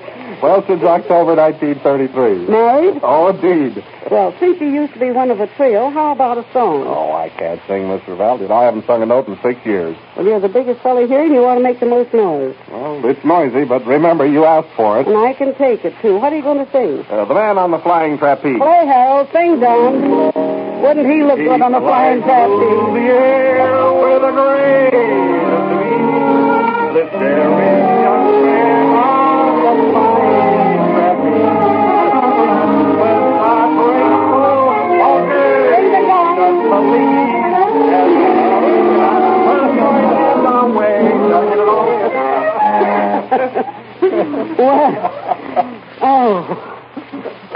You should stay on the trapeze. And our special thanks to Barbara Sunday for sharing that clip of the Nellie Ravel Show with us.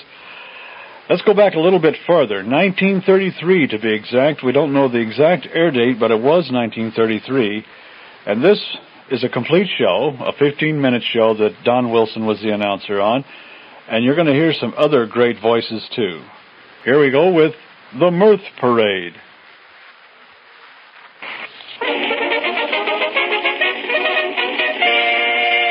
Presenting the Mirth Parade.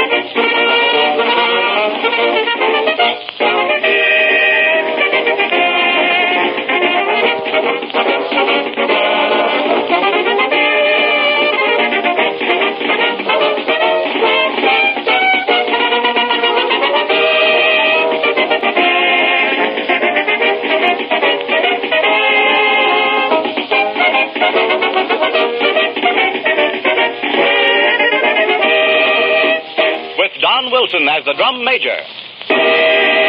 Greetings and salutations, ladies and gentlemen. This performance of the Mirth Parade takes us out in the wide open spaces, where men and women are on their vacations. For believe it or not, we dedicate this performance to the Dude Ranch, the 1933 child of the glamorous old rancho of the Wild West days of the 80s. The Dude Ranch, a good place to get tired out on your vacation so you can go back to work and rest up. Westward ho, we're off to the Dude Ranch. Pony boy, won't you see my pony boy? Don't say no, here we go, off across the plain. Carry me, right away with you. Yip, whoa, my pony boy.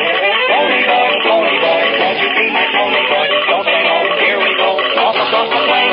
Carry me, right away with you. Yip, whoa, my pony boy.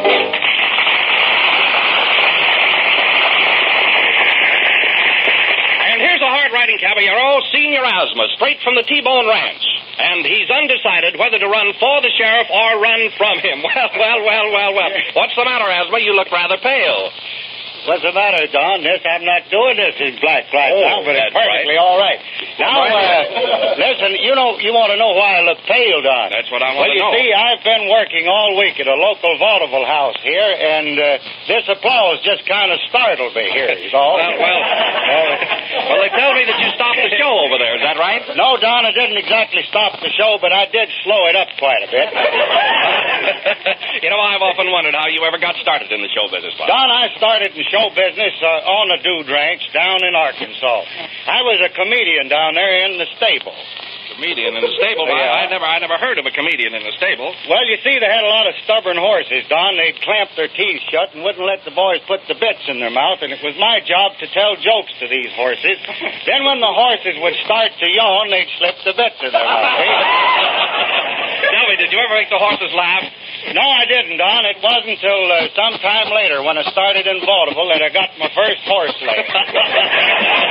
Tell me, was telling jokes to the horses all you had to do in the stable? No, Don, I was also the stable stenographer. Oh, the stable stenographer. You mean you took down dictation? No, I took down hay for the horse. Well, I suppose you kept pretty busy. Yeah, Don, there's a lot of things to do around the stable, and if you don't keep pretty busy, your work will pile up on you.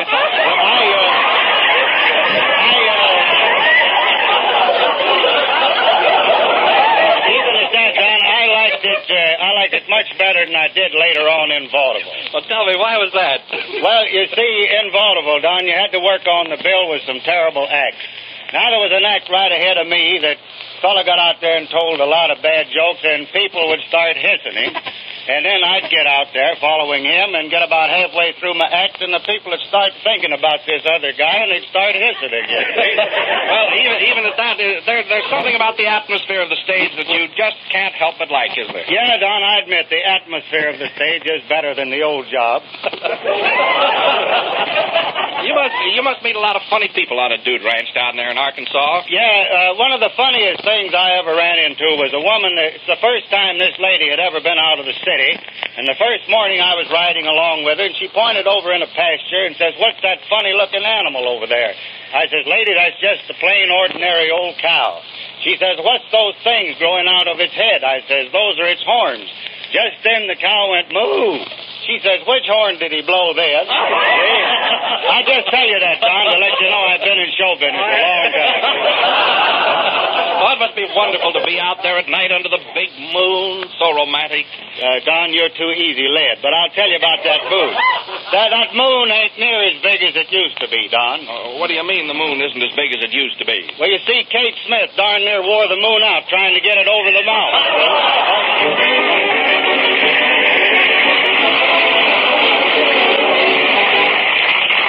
Boy's a real cowboy, but he still thinks a posse is some kind of a cat. And now Six Gun Andy Andrews swings his lariat and sings a quaint old cowboy song probably entitled Lariat May Call You Sweetheart. Why, thousands of automobiles go dashing down the street. They're just as common nowadays as shoes on your feet. Well, look at those reckless drivers. Oh, they're crazy as a bat. Yeah, but what's that coming down the street? Good heavens, what is that? Oh, looky, there goes the horse. Hey, hey, there's the horse. Yes, sir, there's the horse. Trotting down the avenue. What a thrill for me, what a thrill for you. And I know I may be wrong, as a rule. But I'm not a fool from pictures I've seen in school.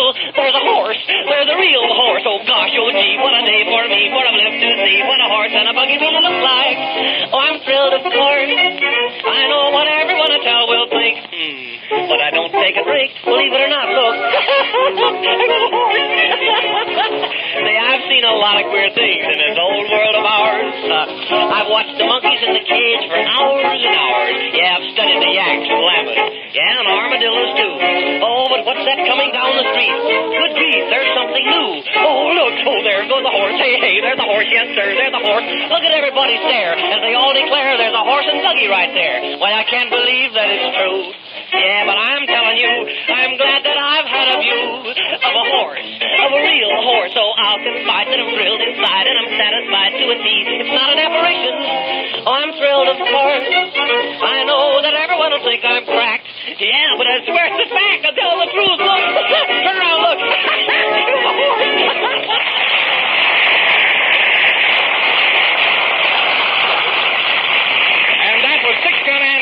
One of the reasons why dude ranchers are so popular with the beautiful young debutantes. That's all right, Andy. You can just owe us the quarter, and we'll try and collect it next week sometime. Just see.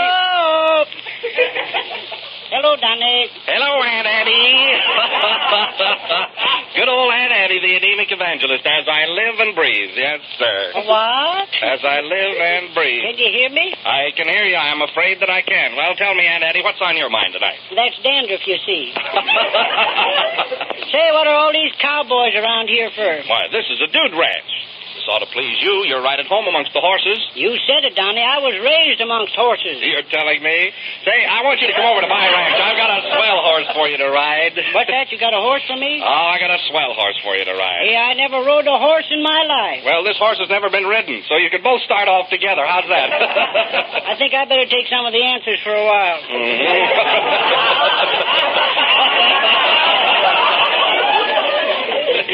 By the way, Donnie, you know, I used to live on a ranch, and I want to tell you something kind of confidential. We never used butter knives. You never used butter knives? Why, Aunt Addie, that's awful. That's terrible. I know it is, but you won't tell anyone we didn't use them, because you know how them things spread. Oh, speaking about butter... Speaking about butter and all that, I want to ask you a question. Go right ahead. Just what is your favorite dish? The saucer. Anything else you'd like to know? Yes, tell me this. When you ride a horse, what kind of a saddle do you use? A Western or an English? Well, now, I really don't know, Donnie. What's the difference? Well, a Western saddle is one of those with a horn on it, you know. You know, the kind's got a horn right in the middle of it up there in front. Hey, whenever I get up on a horse, I'm so busy trying to keep on it, I don't have time to toot on no horn.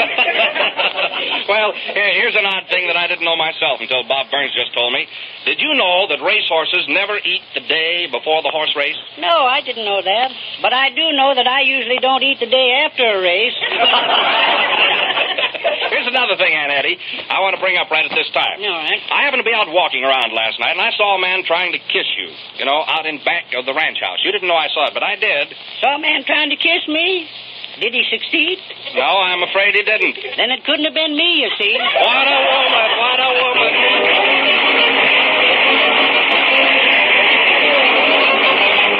Well, it seems that Aunt Addie has done a good job of reforming everyone in the world except herself. No matter what kind of a corset she wears, she's always in terrible shape. One of the advantages of a dude ranch, you know, is that there are always fresh eggs available. And by fresh eggs, we don't mean city slickers. We mean the kind of eggs that... Yes, that's the kind of an egg. Florence Gill, ladies and gentlemen, the barnyard nightingale, imitating the mother of an omelet.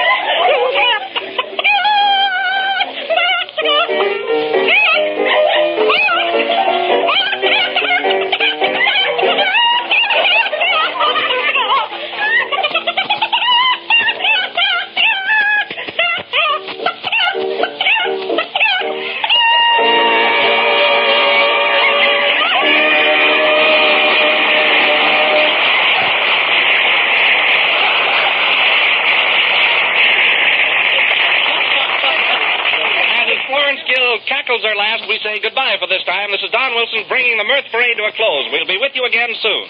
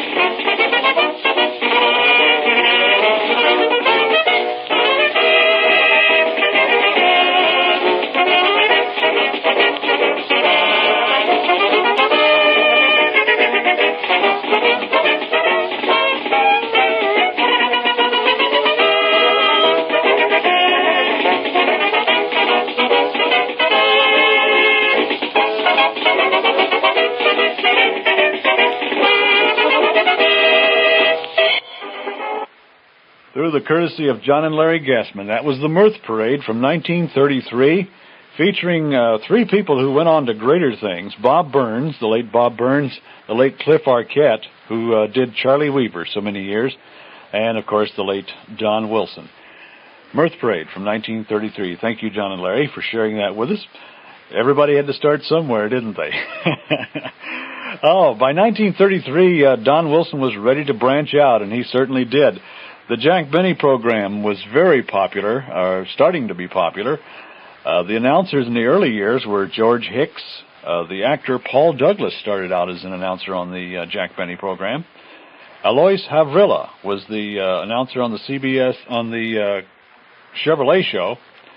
And, of course, in 1934, Don Wilson came aboard as the announcer on the Jack Benny show, and there was never any need to have auditions for other announcers.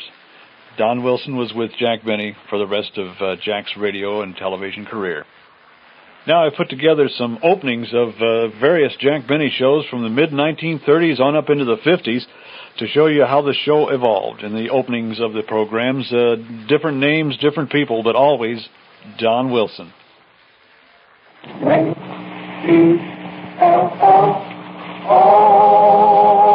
The Jello program starring Jack Benny with Johnny Green and his orchestra. The orchestra opens the program with Eeny, Meeny, Miny, Mo from the picture To Beat the Band.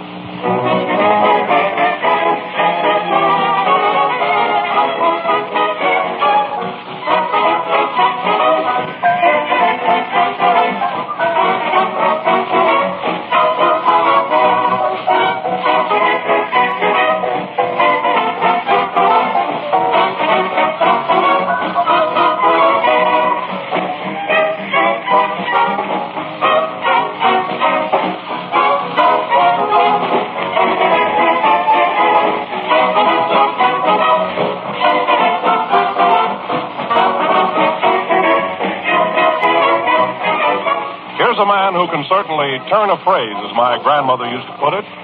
Mr. E.F. Ruth of New York. Listen to what he says about Jell-O. The 6 delicious flavors stand out in front like a bolt of lightning on a dark and cloudy night.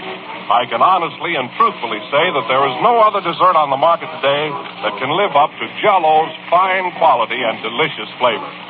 Well, thank you very much, Mr. Ruth. And the reason why you and millions of others prefer Jell-O is because Jell-O has found a way to capture extra-rich fruit flavor. Flavor you don't get in any other gelatin dessert. For there's only one Jell-O, and only Jell-O has this delicious, extra-rich fruit flavor. So look for the big red letters on the package. They spell Jell-O.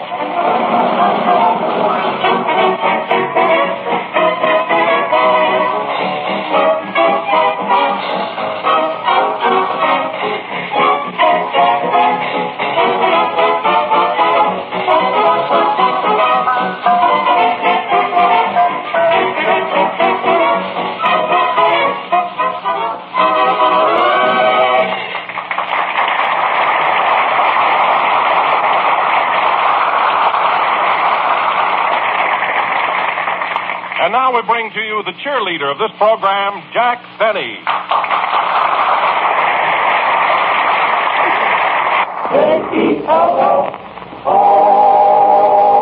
The Jell-O program, coming to you from Western Women's Club in San Francisco, California, starring Jack Benny with Mary Livingston and Phil Harris and his orchestra. The orchestra opens the program with San Francisco from the picture of the same name.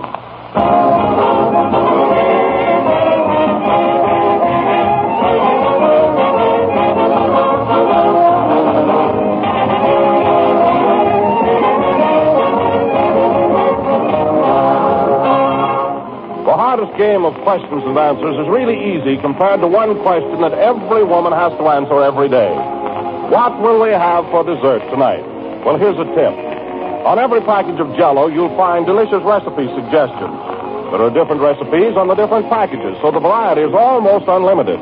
Every sort of delicious Jell-O dessert and lots of attractive Jell-O salads that you'll find especially helpful at this time of year. Look them over at your grocer's. You'll be surprised and delighted at the recipes on the Jell-O package. But remember, there's only one Jell-O, and only Jell-O brings you that delicious, extra-rich fruit flavor. That full-flavored true fruit goodness that simply cannot be topped. So don't accept any substitutes. Look for the big red letters on the box. They spell Jell-O.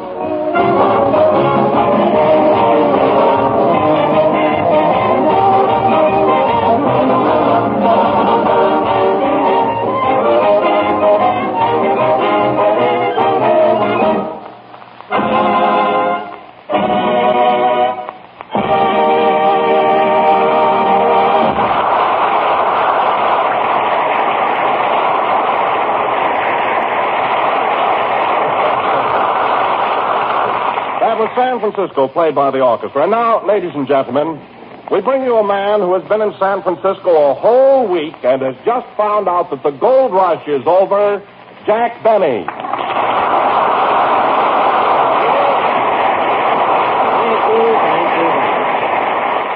Hello again, this is Jack Benny talking, and Don, I think that was a very thoughtless introduction. I know perfectly well that the gold rush is over. It was in 1849. Well, Jack, then why did you bring a pick and a shovel up here with you? Because if history repeats itself, I want to be prepared. The Grape Nuts Flakes program, coming to you from New York City and starring Jack Benny, with Mary Livingston, Dennis Day, Rochester, yours truly, Don Wilson, and our guest conductor, Abe Lyman.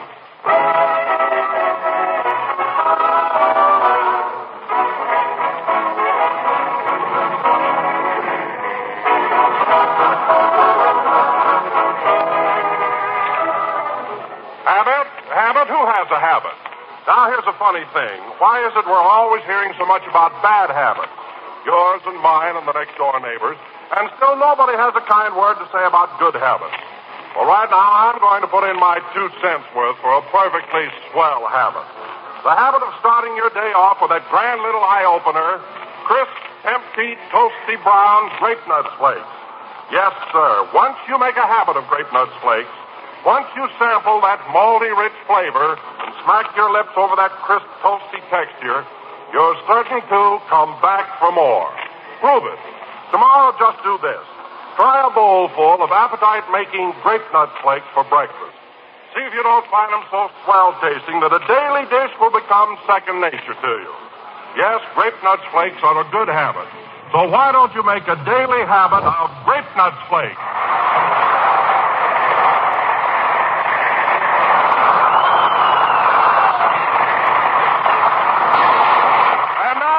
Ladies and gentlemen, we have a little surprise for you. Jack wired us that owing to a slight delay coming up on the train from Norfolk, Virginia, he will be just a few minutes late.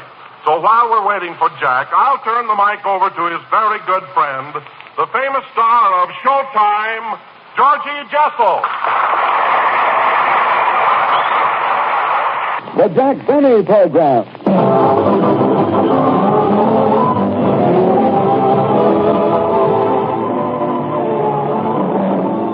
Starring Jack Benny with Mary Livingston, Phil Harris, Rochester, Larry Stevens, and yours truly, Don Wilson.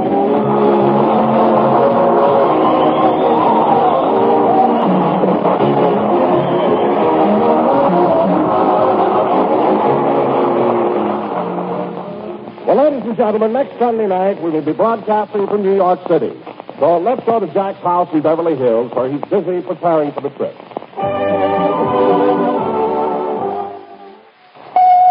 The Jack Benny Program, presented by America's largest selling cigarette, Lucky Strike.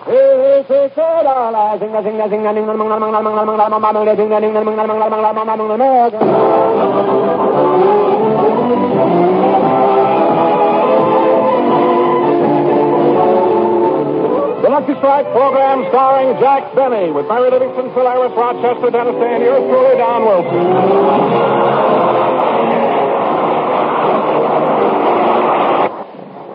There's a whole lot of radio history in that brief montage, about 20 years worth.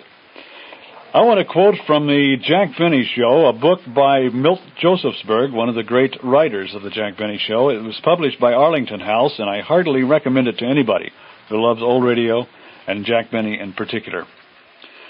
In Josephsberg's book, he dedicates Chapter 11 to Don Wilson, and he says about Don Wilson was with the Jack Benny Show longer than any other cast member, with the exception of Mary Livingston. He was a huge, hefty, jolly man with a wonderful voice that made him one of the top radio announcers of all time. In addition, he had a big booming laugh, plus a stomach and bouncy build in keeping with a man who weighed around 250 pounds. Because Rochester was his valet, Dennis was a simpleton, and Phil an illiterate lush, and Mary a girl with no definite duties, we made Don Wilson the intelligent one.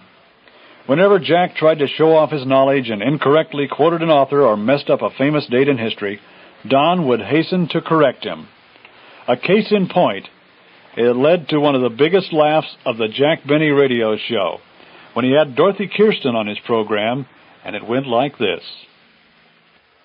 Kirsten, I wanted to tell you that I saw you in Madame Butterfly Wednesday afternoon, and I thought your performance was simply magnificent. Well, thanks awfully. It's not awfully nice and kind of you, Mr. Wilson. But who could help singing Puccini? It's so expressive, and particularly in the last act, starting with the Allegro vivatissimo. Well, now that's being very modest, Miss Kirsten, but not every singer has the necessary bel canto and flexibility or range to cope with the high tessitura of the first act. Thank you, Mr. Wilson. And don't you think that in the aria Un bel di vedremo that the strings played the con molto passione exceptionally fine and with great sostenendo? Well, I thought... Oh, shut up.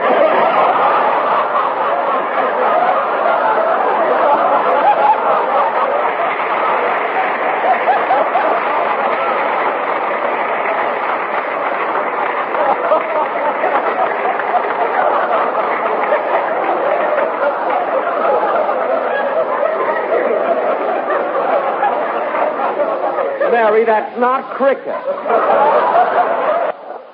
Another example of Don's usage as the most erudite member of the cast came on the program of November 28th, 1948. It was Thanksgiving, and Jack had to give a speech. Well, kids, it's sure nice for all of us to be here on Thanksgiving. Thanksgiving, a day set aside where families can get together in common bond and humbly give thanks in a spirit of brotherly love. Hear, hear. Thank you. Yes, Thanksgiving. A day that was originally started by the Pilgrim Fathers. The Pilgrim Fathers. That stalwart, staunch group of men and women who left their native shore. Don, stop eating. And after many months of suffering, had their hardship rewarded by safely landing at Cape Cod in the year of 1620. Yes, our Pilgrim Fathers. Jack. Our Pilgrim Fathers. Jack. What is it, Don? The Pilgrims didn't land at Cape Cod. They landed at Plymouth Rock. No, Don. It was Cape Cod. Jack, any schoolboy knows it was Plymouth Rock. How can you say Cape Cod? Don, don't tell me anything about history. I went to school, too. I say the Pilgrims landed at Cape Cod. They didn't land at Cape Cod. It was Plymouth Rock. Don, they landed at Cape Cod, and if you don't... Put down that carving knife. Oh, pardon me. Beast.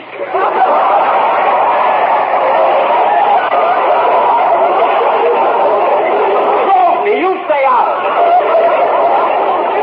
Now, John, this is Thanksgiving, so let's not quarrel. You think it was Plymouth Rock, I know it was Cape Cod. You can take my word for it. I know what I'm talking about. Well, so do I. It was Plymouth Rock. It was Cape Cod. Oh, for heaven's sake, cut it out. Probably serve the dessert, will you? I will if those two gentlemen will get off the table. I will if he will. Tell us some more of that white meat. That's my leg.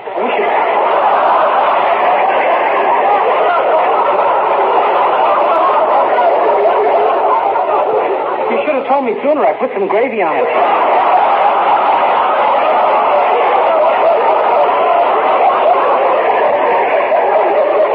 Wipe it off. Now, Don Wilson, I think it's awful for you to come here on Thanksgiving, accept Mary's hospitality, and start a big argument like this. I didn't start the argument. You did. And you can ask anybody, and they'll tell you the Pilgrims landed on Plymouth Rock. I don't care who you ask. I still say they landed at Cape Cod. Just for goodness sake, finish the speech you started. I'll do it if everybody will shut up.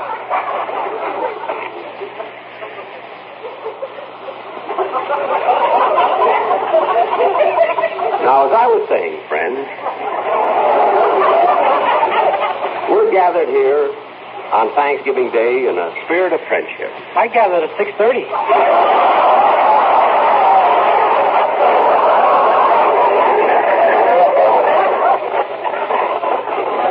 Friendship, a word that in itself represents that binding tie between all people.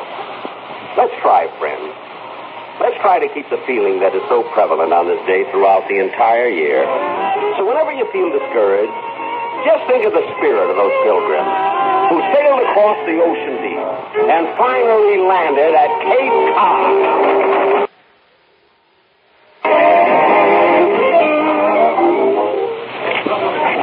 There it is. In the year of 1620, the pilgrims landed at Plymouth Rock. See, it wasn't Cape Cod. It was Plymouth Rock. Don Wilson was right. Well, I hate to do this, but I guess I'll just have to call him up and fire him.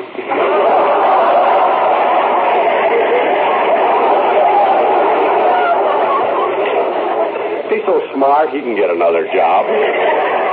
Good night.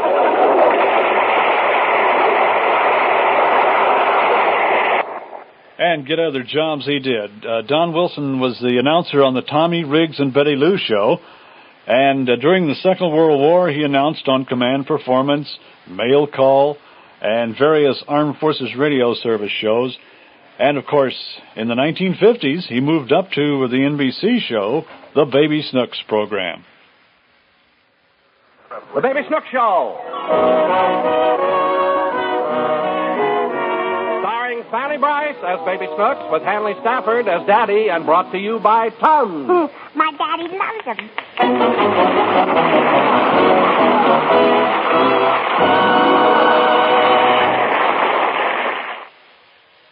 Oh, hello there, Snooks. What can I do for you? Will you give me some candy, Mr. Wilson? Oh, I'm sorry, Snooks. I don't have any candy, but here, how would you like a shiny new penny? I'd rather have a dirty old dime. Now, look, young lady. Time you realize money doesn't grow on trees. Well, where does it grow? It doesn't. You have to earn it.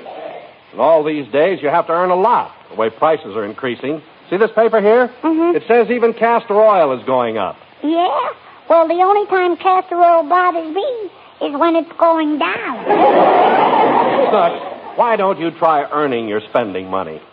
I would if I could get a nice soft job like yours. Oh, you're right. Mine is an easy job. The easiest job in the world is selling Tums. Actually, I don't have to sell Tums at all. You millions of Tums users are doing it for me.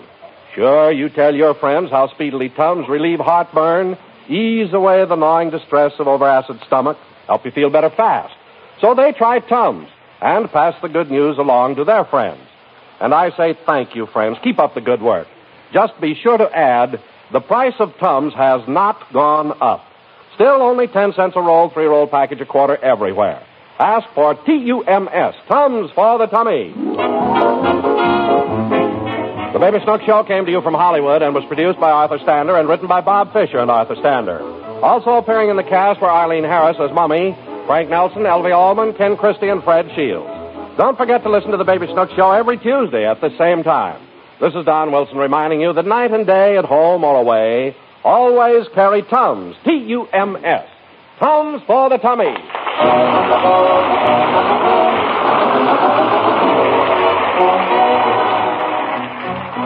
Now enjoy the Bob Hope Show. Tomorrow, laugh with Groucho Marx on NBC.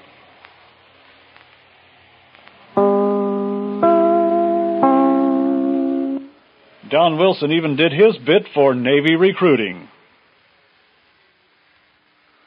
Now hear this. Now hear this.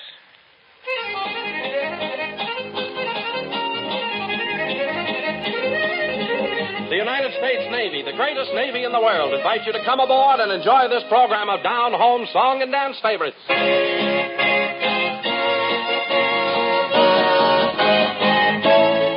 It's country music time.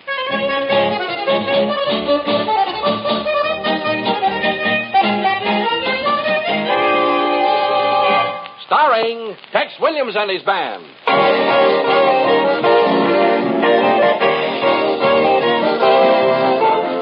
Gather round, folks, because it's country music time, sent your way transcribed by the United States Navy and its Naval Reserve. Yes, friends and neighbors, this is Don Wilson saying it's time to sit back, relax, and listen, and enjoy the music of one of the nation's outstanding musical aggregations and one of the brightest stars of country music time, Tex Williams. Smoke, smoke, smoke that cigarette.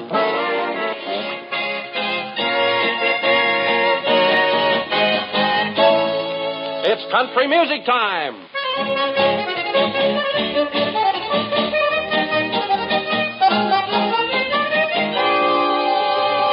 Starring See them tumbling down, the Sons of the Pioneers, pledging their love to the ground. Gather round, folks, because it's country music time, sent your way transcribed by the United States Navy and its Naval Reserve. Yes, friends and neighbors, this is Don Wilson saying it's time to sit back, relax, and listen, and enjoy the music of the aristocrats of the range, 6 of the bright stars of country music time, the Sons of the Pioneers. Drifting along with the tumbling, tumbleweed. Many times in the Jack Benny program, the plot revolved around Don Wilson himself, and that took a lot of revolving because Don was a big man. As witness this program, just after they had come over from NBC to the CBS network in early 1949, the contract was up, and Don was refusing to sign his contract. Here's the following program from February 6th, 1949. The Lucky Strike program starring Jack Benny with Mary Lewis and Phil Harris, Dennis Day, Don Wilson, yours truly, Roger.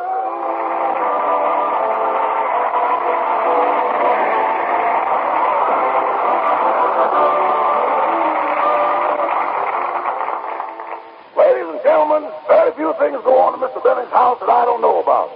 Last Tuesday morning at 9 o'clock, Mr. Don Wilson came over to discuss his new contract with Mr. Benny. 5 hours later, they were still at it in the den behind locked doors. Now, look, Don. I've given in to you on a lot of things. You have the right to do another show. I give you full credit on all our programs. You can take a 2-week vacation each year.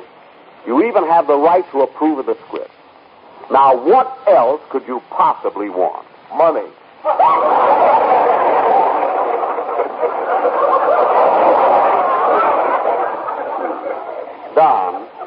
Don, there are things much more important than money. Well, maybe so. Don, wait a minute. You place too much importance on money.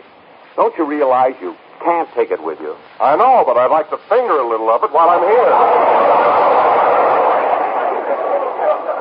Oh. Well, Don, everything else in the contract is satisfactory, isn't it? Well, everything except Clause 11. Clause 11? Yes. That's the one that says I'm not allowed to eat during the broadcast. Oh. Well, Don, I had that clause put in because of what happened a couple of weeks ago when you were eating a hamburger during the first part of the show. So what if I ate a hamburger? I did my commercial all right, didn't I? Yes, but your pear-shaped tones came out with onions on them. Remember, you can't do your level best with mustard dripping on your vest.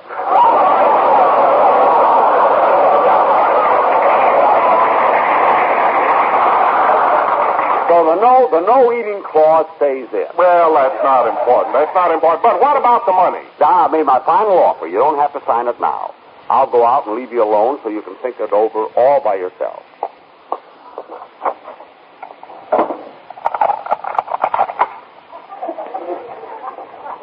I don't know. Sometimes Don can be so stubborn that Hey, boss!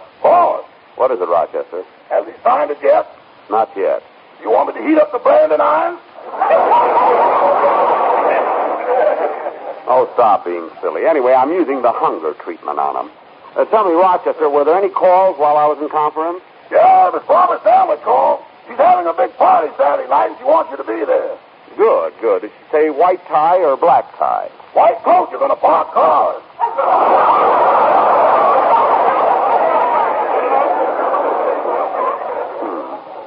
Well, Rochester, did you mention to Miss Stanley that I'd be glad to play my violin for her guests? Oh, I always do. But she said they were going to have Yasha Hyphen for that. Oh.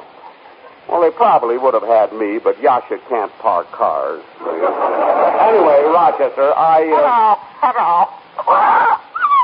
Ah, poor Polly. You still haven't gotten over your cold. Polly got a cold.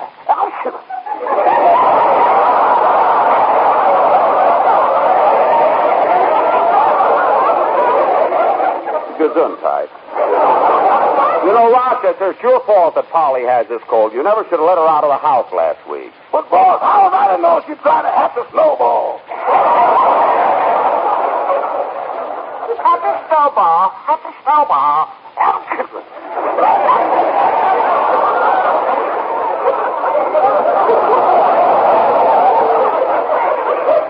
Gee, it's amazing. She got a cold in the head from that.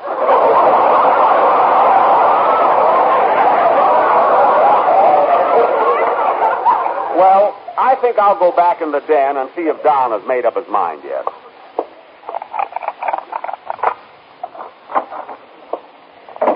Well, Don, have you decided to sign the contract yet at the salary I offered you? No, Jack, and I want to tell you something. Never in my life have I seen anyone quibble over such trivial amounts as you do. Your parsimony absolutely revolts me. I've got to tell you, Jack, that you are without a doubt the cheapest, most miserly man I ever met. What?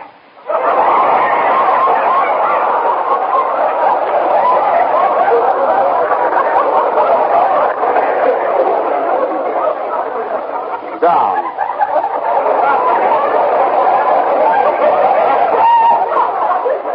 Don, if you hate me, don't laugh like that. Don, never have I been hurt so by a friend. Now, how in the world can you say a thing like that about me? Because it's true. That's no excuse. Imagine talking like that about me. Not only have we been business associates, but I've been the best friend you've ever had. I've done more for you than anyone else. Just a minute, Jack. What have you ever done for me? Name one thing. All right, I will. How about during the war when you weren't getting enough food? Didn't I sell you Rochester's ration book? Didn't I? Jack, that ration book was for shoes. That didn't stop you. You ate them anyway. And another thing. Rochester, will you answer the door? I'm getting it, boss. They're sure going after it hot and heavy. Hello, Rochester. Oh, hello, Miss Livingston. Come on in. The boss is in the den with Mr. Wilson. Business or pleasure? Business for Mr. Wilson, pleasure for Mr. Benny. Oh, then they must be discussing Don's new contract. Yes, ma'am, and they've been in there for over 5 hours. Gee, Don must be tough. I remember when Dennis came over to talk about his new contract, he was out in just 20 minutes. Yeah, his lawyer sprung him with a writ of habeas corpus. Well, I'll just wait here for Jack. Wait for Jack. Oh, hello, Polly. Polly, want a cracker? Polly want a Kleenex.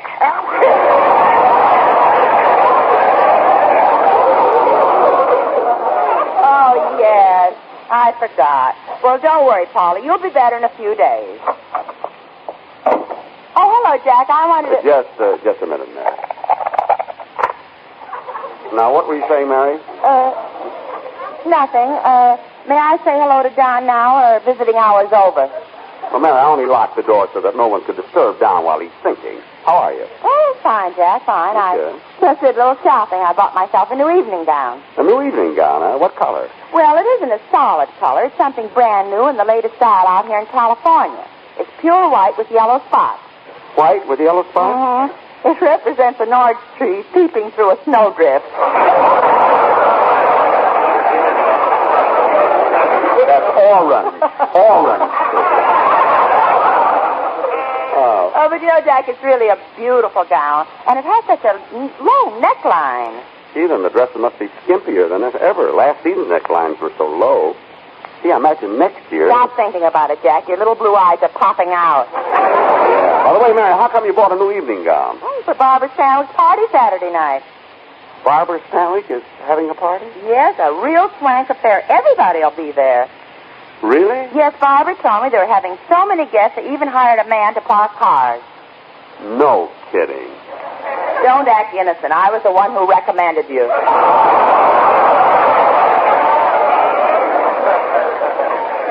Recommended you.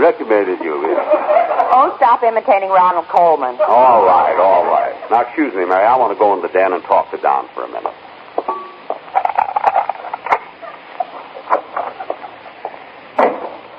Well, have you signed the contract yet, Don? No, Jack, not yet. Well, I'll go out again. Let you think about it some more. No, I can't think. I've been locked in here since early morning. I've eaten for hours. I'm starved. Hungry? Well, look, Don. All you have to do is sign the contract and go out for lunch and get a nice thick steak. Steak? Yes. A thick, juicy sirloin covered with mushrooms. Please. On the side, a big baked Idaho potato dripping with butter. Please, Jack. And nestling all around the lovely steak will be golden brown French fried onions. And for dessert, you can have pie a la mode, covered with Salad.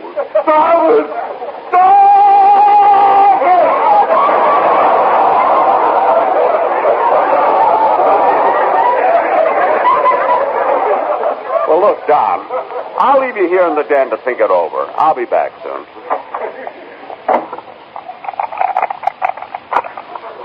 What about it, boy? Have we signed yet? Not yet. He sure took this time. Yeah, look, Rochester, go in the kitchen, put some coffee on, start frying some bacon, and blow the fumes toward the den. Oh, boy, you rascal, you. Never mind, just go do it. And make a hamburger for me. I want to eat it in front of them. Jack, what are you up to now? Nothing. Say, Mary, I'm going to have to do something about a commercial for the show. Don didn't bring the sportsmen over. Oh, yes, it is, Jack. They're out at the pool. The pool swimming? No, ice skating. They are? Oh, yes, my pool is still... Uh-oh. The sun's coming out and the ice is starting to... There goes the tenor. Oh, well, I'll fish him out later. Say, Mary, would you... Oh, hello, Dennis. Hello, Mr. Benny. I just got back in town a few minutes ago. Yes, Jack. Dennis was just telling me that he was up at Big Bear for the winter sports. Oh, that's nice. Yeah, I went up there with my mother and father. First, my father didn't want to go, but my mother made him. Why, I thought your mother and father were mad at each other. Why would she make him go? She heard the snow up there was 6 feet deep. My father's only 5 feet 4.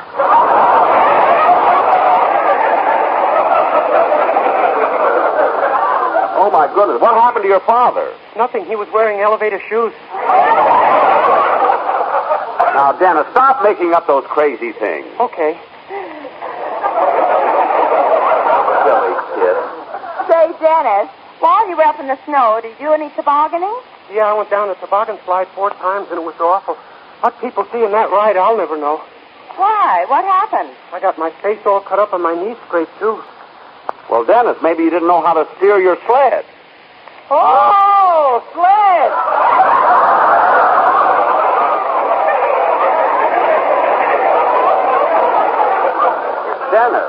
Dennis, you mean you went down the toboggan slide without a sled? Yeah, on your stomach? The other side hurt from ice skating. Oh, for heaven's sake. Now, look, kid, what'd you come over here for anyway? Tell you the song I picked for Sunday's show. It's Here I'll Stay, and I'm going to sing it at Barbara Stanwyck's party on Saturday night, too. Oh, are you going to entertain at Barbara's party, Dennis? Oh, no, I'm just a guest. The real entertainer will be Yasha Heifetz. Yasha Heifetz. A lot of help he'll be at the party. I bet he hasn't even got a driver's license. Will I see you at the party, Mr. Benny? You sure will, kid. He'll be wearing top hat, white coat, and flashlight. Yeah. Gee, this is amazing. For once, I don't understand them.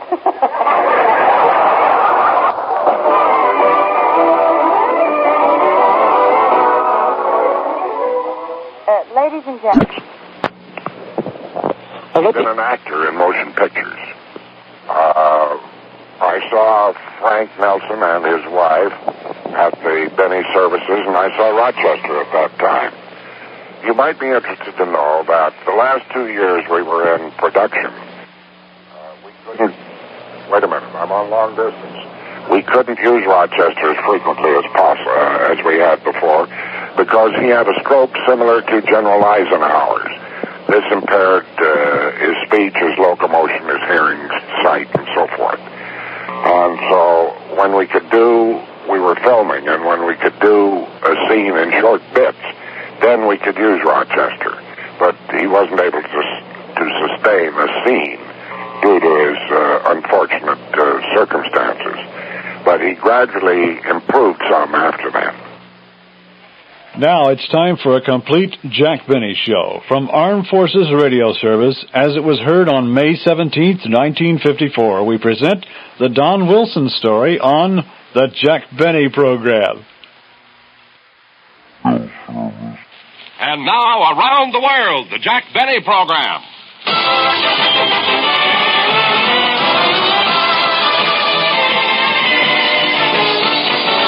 Jack Benny with Mary Livingston, Rochester, Dennis Day, Bob Crosby, and yours truly, Don Wilson.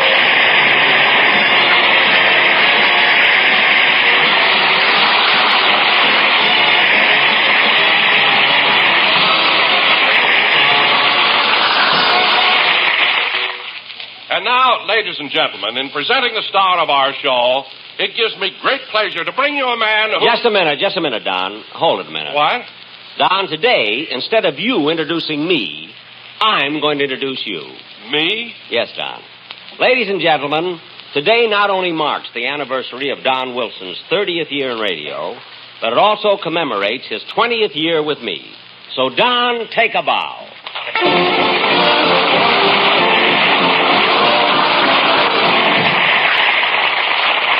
Oh, Jack, this is so touching. Don, this day is yours. Today we will all pay homage to you. When I say we, I mean the entire cast. Your slightest wish will be our command. Whatever you... Don, you're crying. But, gee, I can't help it, Jack. See, the way those tears are running between your chins, it looks like you're irrigating something.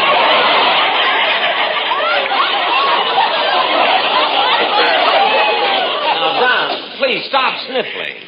Well, I'm all right now, Jack. I just couldn't help getting emotional when I realized that you've been with me for 20 years. No, Don. You've been with me. With me. To think that I came on this show when it was down, and because of And because of my personality and showmanship, I raised it to the pinnacle of success. Don, wait a minute. It wasn't easy, and there were many setbacks, but every time the show was down, I brought it up again. Now, wait a minute, Don. My show was never down. So don't make things up. Well, now let's not argue, Jack. Really, let's don't argue because, well, and besides, I want to thank you for making this not only a memorable, but a profitable occasion. Profitable? What did Jack do for you, Don? Go ahead, Donzie. Tell Bob Crosby. Well, Bob, not only did I get $500 cash, but I also got a brand new DeSoto convertible for my wife, a trip to New York for the two of us on the Super Chief, and a whole week at the Waldorf Astoria. Jack, I want to thank you from the bottom of my heart. Oh, gosh, Jack gave you all of that? No, but it was his letter that got me on strike at Rich.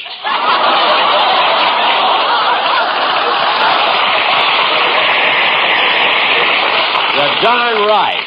Well, Jack, I guess it won't seem like much now, but, well, since today is Don's 20th anniversary with you, the boys in the band got something for him, and here it is, Don. Oh, gee, thanks, Bob. What is it, Don? What is it? Well, now, wait, Jack, till I unwrap it. Okay. Boys in the orchestra, huh? Yeah. Ah, oh, Jack, look at this. A diamond-studded cigarette lighter. Well, I'm glad that you like it, Don.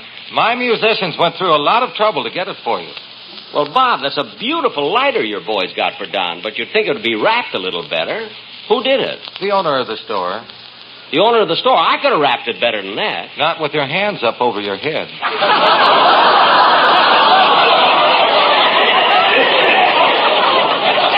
Bob, you mean the boys held up a jewelry store? Well, it was an accident, Jack. You see, when they walked into the store, Remley had his guitar under his coat. Uh-huh. The man thought it was a machine gun. He threw up his hands and said, "Take anything that you want." Well, that's still dishonest. Frankie should have opened his coat and showed the jeweler that it wasn't a gun. Oh, Frankie did better than that. He took out the guitar, started to play, and the guy said, "Look, you got what you want. Stop torturing me."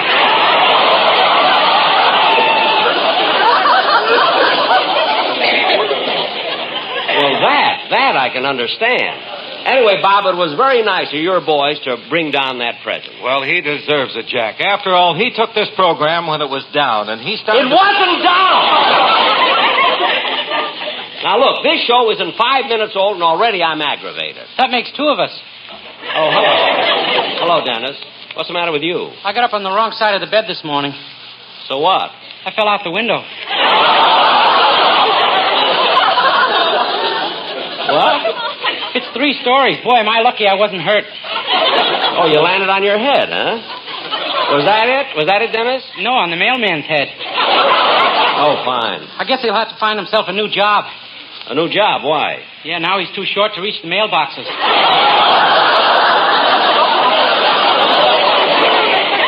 I don't know, Dennis. Everybody else just goes along. Why do these stupid things keep happening to you? Oh, I guess it's because I got such a bad start in life. You know, I was an incubator baby. An incubator baby? How much did you weigh? 11 pounds. Dennis, if you were that big, why did they keep you in an incubator? They were afraid to let my mother get her hands on me.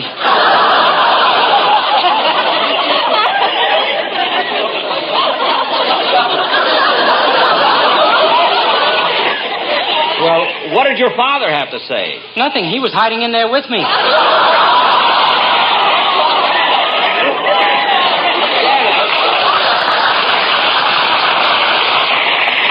Dennis, this is all very interesting, but why don't you just sing now and save the rest of your biography for This Is Your Life? I'd rather you got me on Strike It Rich. All right. I'll do it sometime. Just sing. Yes, sir.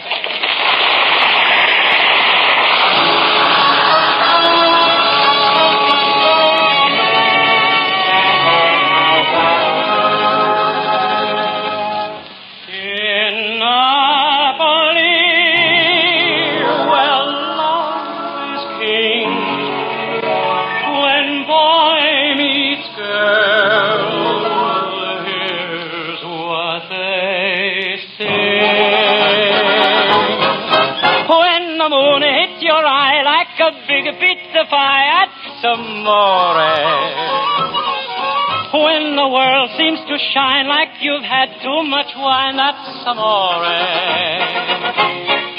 Bells will ring, ting-a-ling-a-ling, ting-a-ling-a-ling, and you'll sing Vita Bella.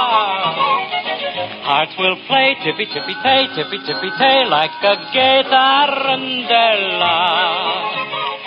When the stars make you drool, it's just like a bust of Azula, amore.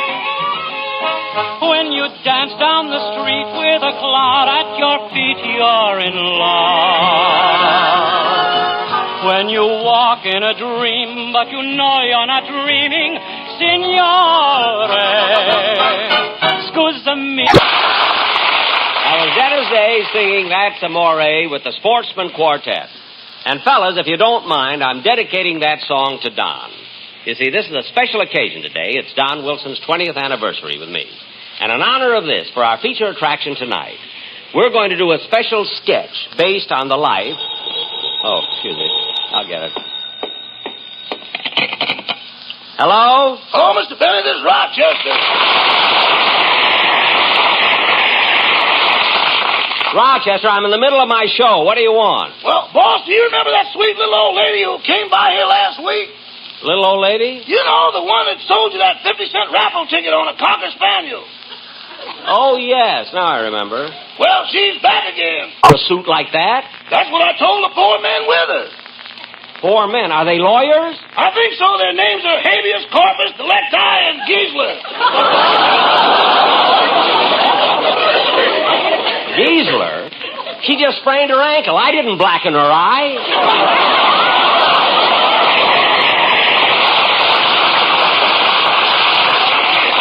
Now, look, Rochester, don't admit anything and get in touch with my insurance man. I'm covered for things like this. Okay. I'll see you later. Goodbye. Goodbye. Oh, say, boss. Now what? We just got a copy of Parade magazine, and your picture is on the cover. Parade magazine? Oh, yes. And my picture's in color, isn't it? Uh-huh. How do my eyes look? Green. Green? There's a spinach ad on the other side of the page.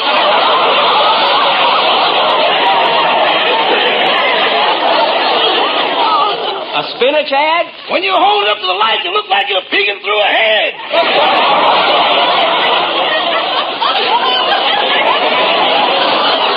All right. I'll see it when I get home. Goodbye. Goodbye.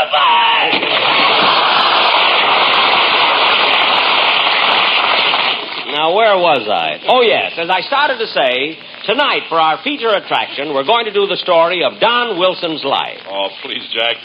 Really, this is embarrassing. Now, don't you be so modest, Don. You deserve it. Yeah, I'll say. After all, you took the show and it was down, and you put it right... It wasn't where... down! And anyway, Dennis, that was 20 years ago, and you were only 8 at the time. So how would you know? I had a radio in my incubator. Yeah, incubator. Now, come on, let's get on with it. Ladies and gentlemen, in honor of Don Wilson's 20th year on my program, we're going to present a play based on his life.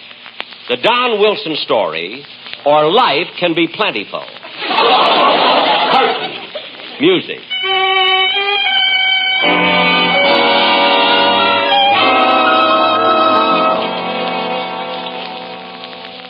Our story opens in Denver, Colorado, many years ago.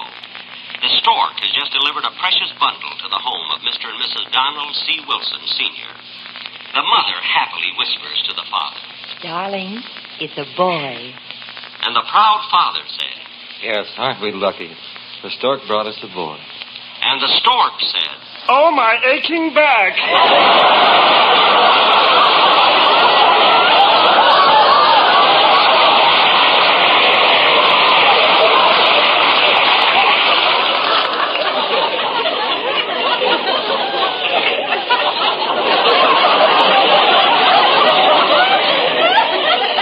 As the proud parents leaned over the crib looking at their newborn son, the baby said. 3 days later, he said. I want a roast beef sandwich.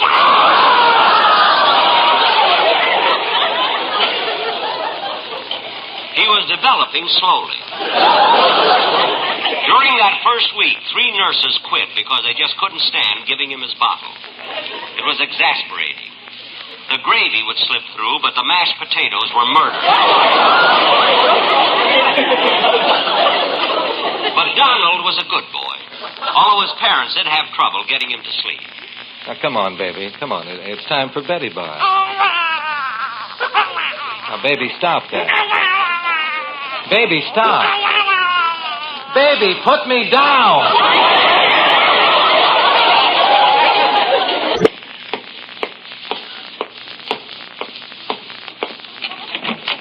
Yes? Mr. Willoughby, please. Oh, you're Mr. Benny. Mr. Willoughby's expecting you. Go right through that door. Thank you.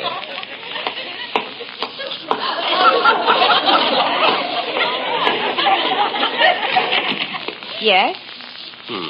I'm here to see Mr. Willoughby. Oh, you're Jack Benny. Yes. Mr. Willoughby's expecting you. Go right through that door. Thank you.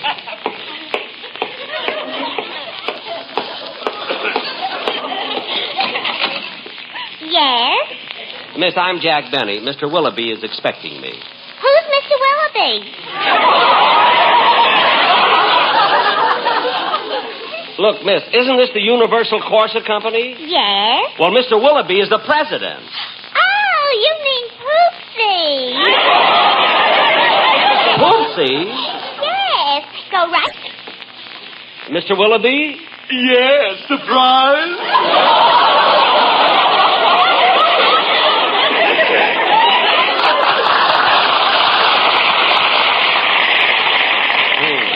Mr. Willoughby, I'm Jack Benny. Yeah, I know.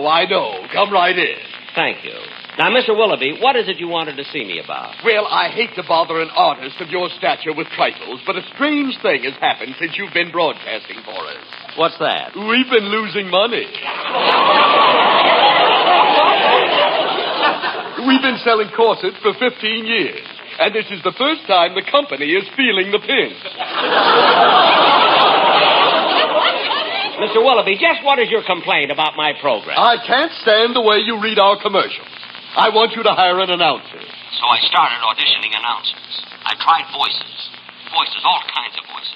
Deep ones, high ones, soft ones.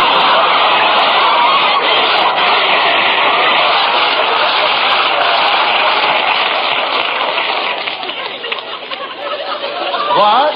Oh, I'm sorry. You see, I'm a big comedian, and I couldn't resist the opportunity, but I really am looking for a radio announcer. Well, you've come to the right place. Now, let's see. In this class, I have little Harry Von Zell, Billy Goodwin, Jimmy Wallington, and that fat one over there is Donald Wilson. Donald Wilson. Gee, I like that name, and he looks like he might be just right for my program. Well, certainly, Mr. Benny. I'll call him over. Oh, Donald. Donald, this is Jack Benny. How do you do? How with an H and an O and a U and an O and a D is a how do you do? Now, Mr. Wilson, I'm considering you as an announcer for my program. And if you take the job, I hope everything turns out fine. Thank you. Now, about your salary, Mr. Wilson. Oh, I'm so anxious to get into radio. I'll work for my 3 meals a day. Well, I wasn't planning to go that high. Look, Mr. Wilson, money isn't everything, and you said yourself that you were anxious to get into radio. I know, but if I'm not going to make a halfway decent salary, why should I go on a show that's down? It's not down.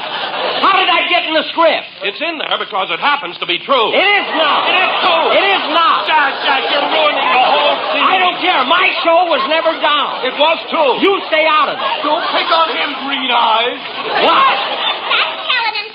That does. Jack, let's get back to my story, the story of my life. I don't care about your life. I'm sick of it. I'm going home. Goodbye. Jack! G with an O, with an O, with a D, with a B, D, bye. Goodbye. Don't try and be nice to me.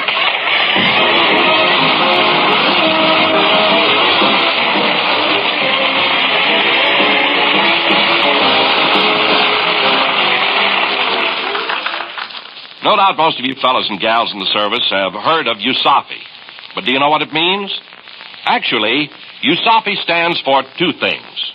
First, USAFI stands for the United States Armed Forces Institute, the largest classroom in the world. But it stands for something else, too. Spell it backwards, and USAFI becomes IFASU, which means Insurance for All Servicemen Uninformed. But spelled forwards or backwards, USAFI is the key to your future success, whether you plan to follow a military or a civilian career. Enroll in a USAFI course today. See your unit I&E officer or write USAFI, Madison 3, Wisconsin. For uniform education, study with USAFI.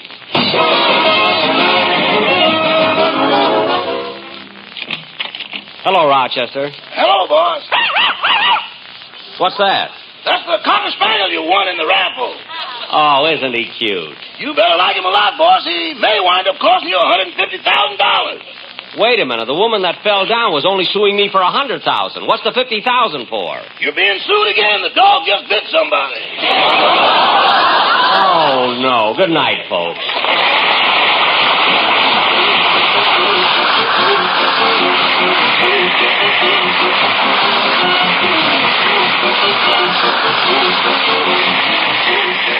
The Jack Benny program is written by Sam Perrin, Milt Josephsberg, George Balzer, and John Tackaberry, and produced and transcribed by Hilliard Marks.